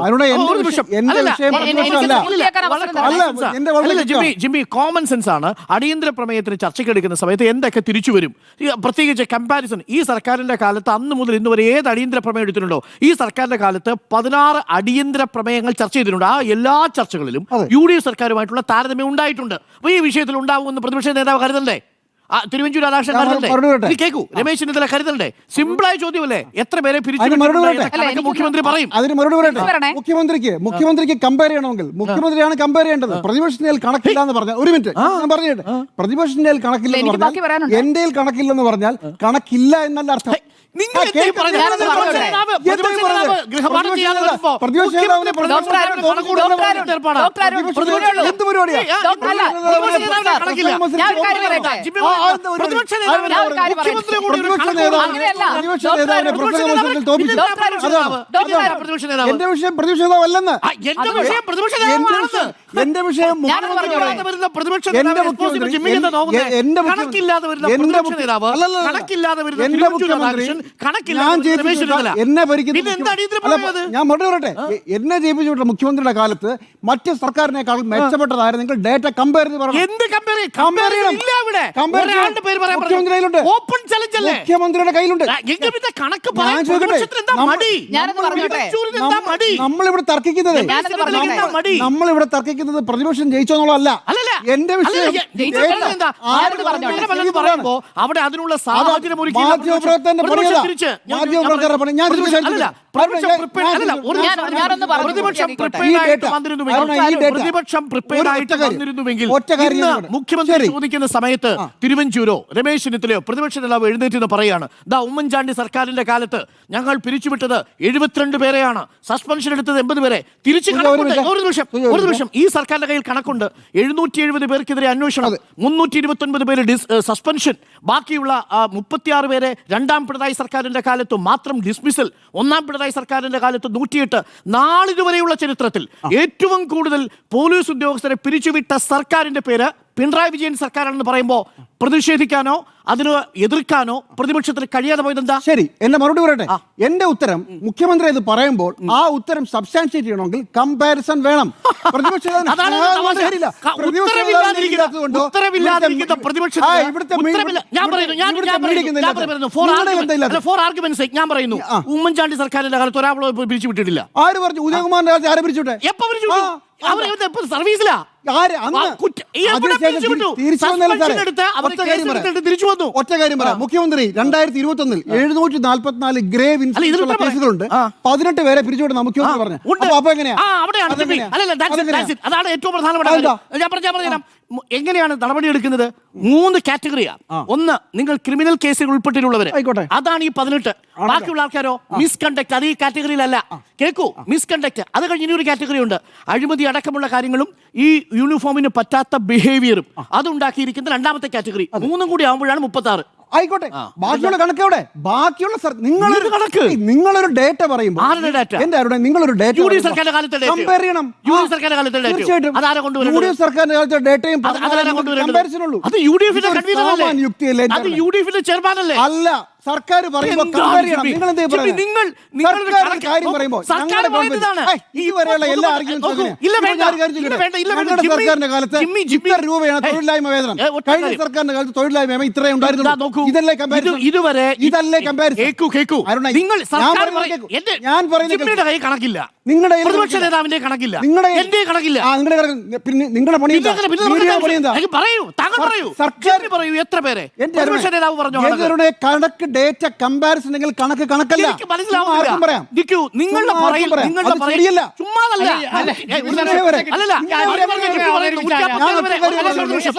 എന്റെ ചോദ്യത്തിലേ ഉള്ളൂ. 144 പേരെ 9 വർഷത്തിനുള്ളിൽ പിരിച്ചുവിട്ടു.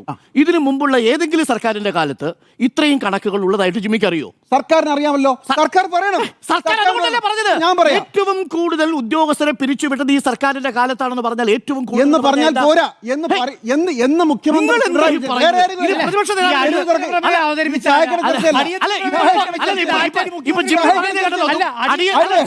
കേട്ടതൊന്നും അടിയന്തര പ്രമേയത്തിലുള്ള നോട്ടീസ് കൊടുത്തത് മുഖ്യമന്ത്രി പിണറായി വിജയൻ.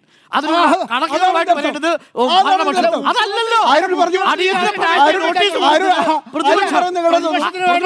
നേതാവ്. ഈ കണക്കെടുക്കേണ്ട കണക്കില്ലാതെ വന്നത് ഈ പ്രതിപക്ഷം. കണക്കെടുക്കേണ്ട സർക്കാർ. അതൊന്നുമല്ല ജിമ്മി. ഈ അടിയന്തര പ്രമേയം ചർച്ച ചെയ്യുമെന്ന് സ്വപ്നത്തിൽ പോലും റോജിയും കരുതിയില്ല, പ്രതിപക്ഷ നേതാവ് കരുതിയില്ല, രമേശ് ചെന്നിത്തല കരുതിയില്ല. അതാണ് സംഭവിച്ചത്. അല്ലല്ല, നിങ്ങൾ ഒറ്റ കാര്യം കൂടെ, നിങ്ങൾ പ്രതിപക്ഷത്തിന്റെ സർക്കാരിനെ കമ്പാരിസൺ എടുക്കാനല്ല ഇരിക്കുന്നത്. ഞാൻ ഒറ്റ കാര്യമേ പറഞ്ഞുള്ളൂ, ഒരു ഡേറ്റ പറഞ്ഞാൽ ആ ഡേറ്റയ്ക്ക് കമ്പാരിസൺ വേണം. കമ്പാരിസൺ ഇല്ലാത്ത ഒരു ഡേറ്റയും അപ്പുറത്ത് സംഭവിച്ചിട്ടില്ല. സർക്കാർ ചെയ്യണം. നിങ്ങൾ കൊണ്ടാണ് പറയുന്നത്. എന്താ പറയട്ടെ? നിങ്ങളുടെ കാലത്ത് ശരി, ശരി, ഭരണപക്ഷം അങ്ങനെയാണെങ്കിൽ പിണറായി വിജയൻ അങ്ങനെയൊന്നും അല്ലാതെങ്കിലും പറഞ്ഞിട്ടില്ല. പറഞ്ഞു. രമേശ് ചെന്നിത്തല പറഞ്ഞു.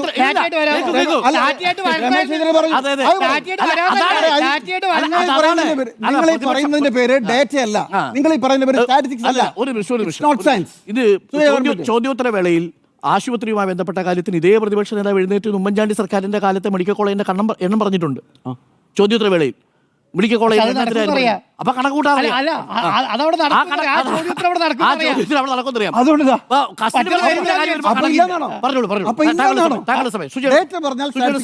സമയം ഈ ഡാറ്റ എന്ന് പറയുമ്പോഴേക്കും ഇതേ വിഷയം തന്നെ പാർലമെന്റിൽ വന്നിരുന്നു.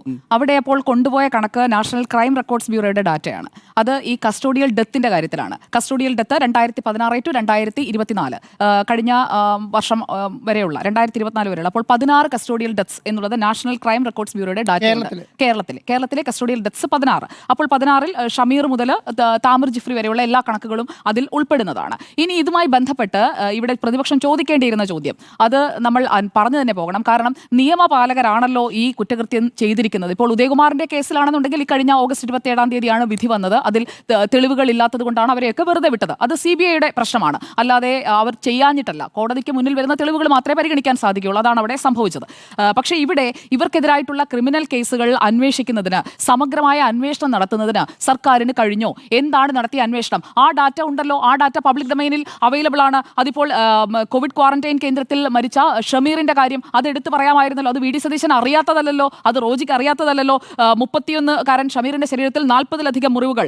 ക്രൈംബ്രാഞ്ച് സ്പെഷ്യൽ സ്ക്വാഡ് അറസ്റ്റ് ചെയ്ത ജയിൽ ഉദ്യോഗസ്ഥരെ ജാമ്യം കൊടുത്ത ശേഷം ജോലിയിലേക്ക് മടക്കിവിടുകയാണ് ചെയ്തത്. അവിടെ ഡാറ്റ ഇല്ലാതെ തന്നെയാണ് ഇന്ന് നിന്നത് എന്നുള്ളത് ക്ലിയർ ആണ്. കാരണം ഇന്നത്തെ അടിയന്തര പ്രമേയം ചർച്ച ചെയ്യുമെന്നുള്ളത് ഒരു തരത്തിലും അവർ പ്രതീക്ഷിച്ചിരുന്നില്ല. ഈ രാജ്കുമാറിന്റെ വിഷയത്തിൽ വലിയ സമരം നടത്തിയതാണല്ലോ UDF.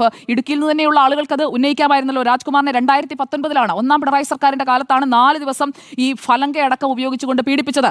അപ്പോൾ ഇതിൽ KAT-ൽ അപ്പീൽ സമർപ്പിച്ചു, അവരെ പിരിച്ചുവിട്ടിട്ടില്ല എന്ന് ഉറപ്പാക്കി. ഇതും ഡാറ്റ എവിടെയുണ്ട്? ഇനി 2018 ഏപ്രിൽ, ഒന്നാം പിണറായി സർക്കാരിന്റെ കാലത്ത് വരാപ്പുഴയിലെ ശ്രീജിത്ത് 26 വയസ്സ്, വയറിനേറ്റ പരിക്ക്, 1-ലധികം അവയവങ്ങൾ പ്രവർത്തനരഹിതമായി, 10 പോലീസ് ഉദ്യോഗസ്ഥരെ സസ്പെൻഡ് ചെയ്തു എന്നാണ്. 2018 ഏപ്രിലാണ് ഈ കേസ് നടക്കുന്നത്. 2018 ഡിസംബറിൽ ഇവരെല്ലാം തിരിച്ച് സർവീസിൽ കയറ്റി. ഈ ഡാറ്റ വെച്ച് സംസാരിക്കണം. ഡാറ്റ ഇല്ലാതെ നിങ്ങൾ പോയിട്ടുണ്ടെങ്കിൽ ഇതുപോലെ നാണം കെട്ട് പുറത്തേക്ക് ഓടേണ്ടി വരും. കസ്റ്റഡി ടോർച്ചർ ആയിരുന്നു. ഈ കസ്റ്റോഡിയൽ ഡെത്തിന്റെ കാര്യം പറഞ്ഞു പോകണമെന്നേ. അല്ല ഞാൻ പറയട്ടെ, ഞാനൊന്ന് പറഞ്ഞോട്ടെ. നിങ്ങൾ എല്ലാവരും ഇത് എന്റെ സമയം എടുത്ത് നിങ്ങൾ എല്ലാവരും സംസാരിച്ചാൽ എനിക്ക് 30 സെക്കൻഡ്സ് വേണ്ട. ഇല്ല, കുഴപ്പമില്ല, ഞാൻ ഇല്ല, ഞാൻ വൈൻഡപ്പ് ചെയ്യുന്നു. ഓക്കെ, എന്റെ സമയം കൂടി എടുത്ത് നിങ്ങൾ ചെയ്തത് ജനങ്ങൾ കണ്ടിട്ടുണ്ട്. ഇല്ല, കുഴപ്പമില്ല, മറുപടി തൃപ്തികരമാണ്. നമുക്ക് അടുത്ത പരിപാടിയിലേക്ക് കൊണ്ട് സമയം 9:06. അതെ, ഞാൻ വൈൻഡപ്പ് ചെയ്തു. മതിയോ? യെസ്, മതിയെങ്കിൽ മതി. അതെ, ഞാൻ വൈൻഡപ്പ് ചെയ്തു. കാരണം എന്റെ സമയത്തിൽ ഇടപെട്ട് നിങ്ങൾ ഒരു 10 മിനിറ്റ് സംസാരിച്ചു. അത് എന്റെ സമയത്തിലാണ് ഇടപെട്ടത്. അതുകൊണ്ട് ഞാൻ വൈൻഡിങ് അപ്പ്. എന്തായി പറയുന്നത്? മറുപടി തൃപ്തികരമായതാണ് ചോദ്യം. 3 പേരുടെ അഭിപ്രായം യെസ് എന്നാണ്, ഒരാൾക്ക് നോ.